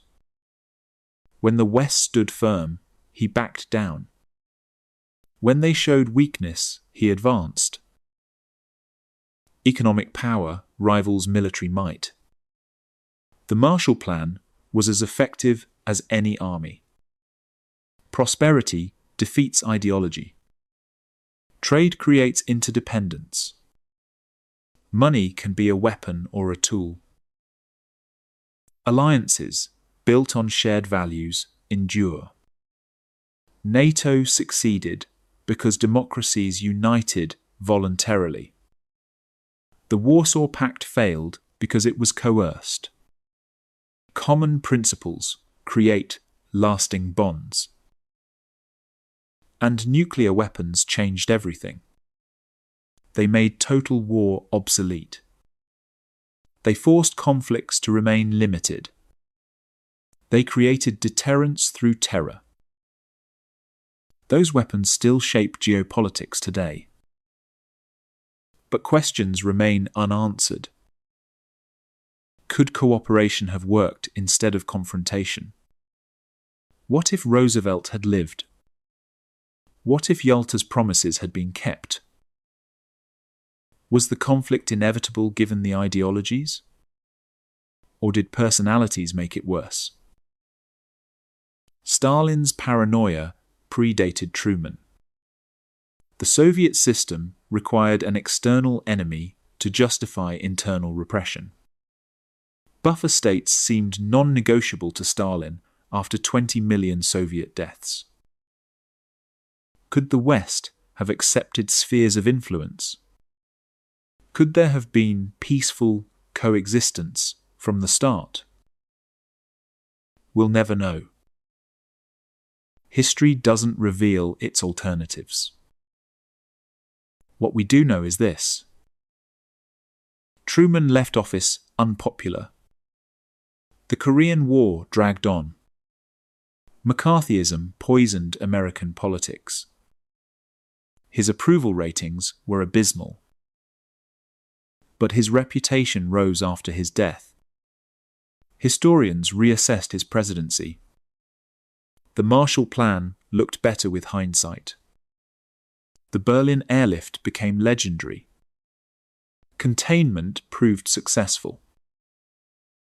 Now he's seen as one of America's better presidents. Not great, perhaps, but good. Competent. Principled. A man who did the job when it fell to him. The world Truman and Stalin made still shapes our lives. Europe remained divided for 45 years. The Berlin Wall stood from 1961 to 1989. Families separated by concrete and barbed wire. Korea is still divided today. The war that began in 1950 never officially ended. An armistice, not a peace treaty. The wound never healed. But the institutions they created outlasted the Cold War. The United Nations, flawed but functioning. NATO, expanded and still relevant. The World Bank and IMF, economic architecture that shaped globalization. Today, we see echoes of their conflict. Russia and the West still clash. China and America compete for global influence. Nuclear weapons still threaten humanity. The Cold War ended, but its patterns persist. Two men shaped this history. Stalin, the paranoid dictator who tried to remake the world in his image. Who built an empire on fear and blood? Who died alone, abandoned by the system he created? And Truman, the plain-spoken Democrat who said no. Who stood firm when others urged appeasement? Who proved that democracy could defend itself? Neither would have chosen this confrontation. Both believed they were defending civilization. Both were right from their own perspective. Both were wrong about many things. But history remembers what they did, not what they intended. The shopkeeper's greatest achievement: he sold the American people on standing firm. He sold Europeans on the Marshall Plan. He sold allies on collective defense. He sold the world on the idea that democracy could survive. And he never sold himself as a hero, just a man doing the job that fell to him. The Cold War he helped create may have chilled the world, but it also prevented the inferno of World War III. Millions died in proxy wars, but billions survived who might not have. The nuclear threat terrified generations, but the weapons were never used again. And perhaps, in the end, that was the shopkeeper's greatest sale of all. From the palaces of Yalta to the ruins of Berlin, from Stalin's death to the fall of the Berlin Wall, from 1945 to 1989 and beyond, the Cold War shaped our world. And it began with a shopkeeper who refused to back down. From April 1945 to March 1953. 8 years, that defined 40 years. From Roosevelt's death to Stalin's death. From Yalta's promises to Berlin's triumph. From atomic monopoly to nuclear standoff. From wartime alliance to Cold War enmity. The personalities that made this history were flawed humans, not gods. Truman, the shopkeeper who became a statesman, who never wanted the job but did it anyway, who faced down the most feared man on earth with nothing but stubborn principle. Stalin, the revolutionary who became a tyrant, who built an empire on fear, who died alone, abandoned by those too terrified to help him. Churchill, the lion who saw the danger coming, who warned the world about the Iron Curtain, who lost power just as the war he predicted began. And Roosevelt, the idealist who died too soon, who believed he could work with Stalin, who never saw how completely Stalin would betray him, and millions of ordinary people caught between them. Berliners growing vegetables through tarmac. Korean families divided by ideology. Soldiers dying in proxy wars they didn't understand. The decisions made in those 8 years echo today. NATO still defends Europe. The Marshall Plan became the model for foreign aid. Containment remained the blueprint for facing authoritarianism. The Berlin airlift proved that resolve can triumph without war. And Korea remains divided. The Cold War's unfinished business. We see the patterns repeating. Great power competition returns. Russia and the West still clash over spheres of influence. China and America compete for global dominance. Nuclear weapons still prevent direct war while enabling proxy conflicts. The lessons Truman learned remain relevant. Stand firm against aggression. Build coalitions of democracies. Use economic power strategically. Communicate clearly and directly. Never underestimate your opponent. Never back down from doing what's right. These were real people making impossible choices. Every decision carried the weight of millions of lives. Every mistake could have triggered World War III. They weren't perfect. They made errors.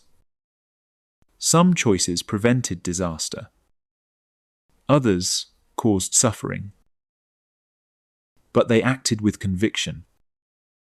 They believed they were building a better world. And in some ways, they succeeded. The shopkeeper versus the dictator. An unlikely matchup that changed history. Small-town merchant against feared revolutionary. Democratic values against communist ideology. Economic power against military force. In the end, democracy stood firm. Millions died in the proxy wars that followed. Generations lived in fear of nuclear annihilation. Resources were wasted that could have fed the hungry and housed the homeless. But World War III never came. The terrible war Kennan warned about remained impossible. The nuclear weapons that terrified the world also prevented their own use. And perhaps that's the final paradox. The Cold War was terrible, but the alternative would have been worse. Thank you for listening to History Radio. The shopkeeper defeated the dictator, but the Cold War they created defined a generation and shaped the world we live in today. This is the story of how it all began. In the palaces of Yalta, in the ruins of Berlin, in the confrontation between courage and tyranny. Subscribe for more stories of the people who shaped our world. Until next time,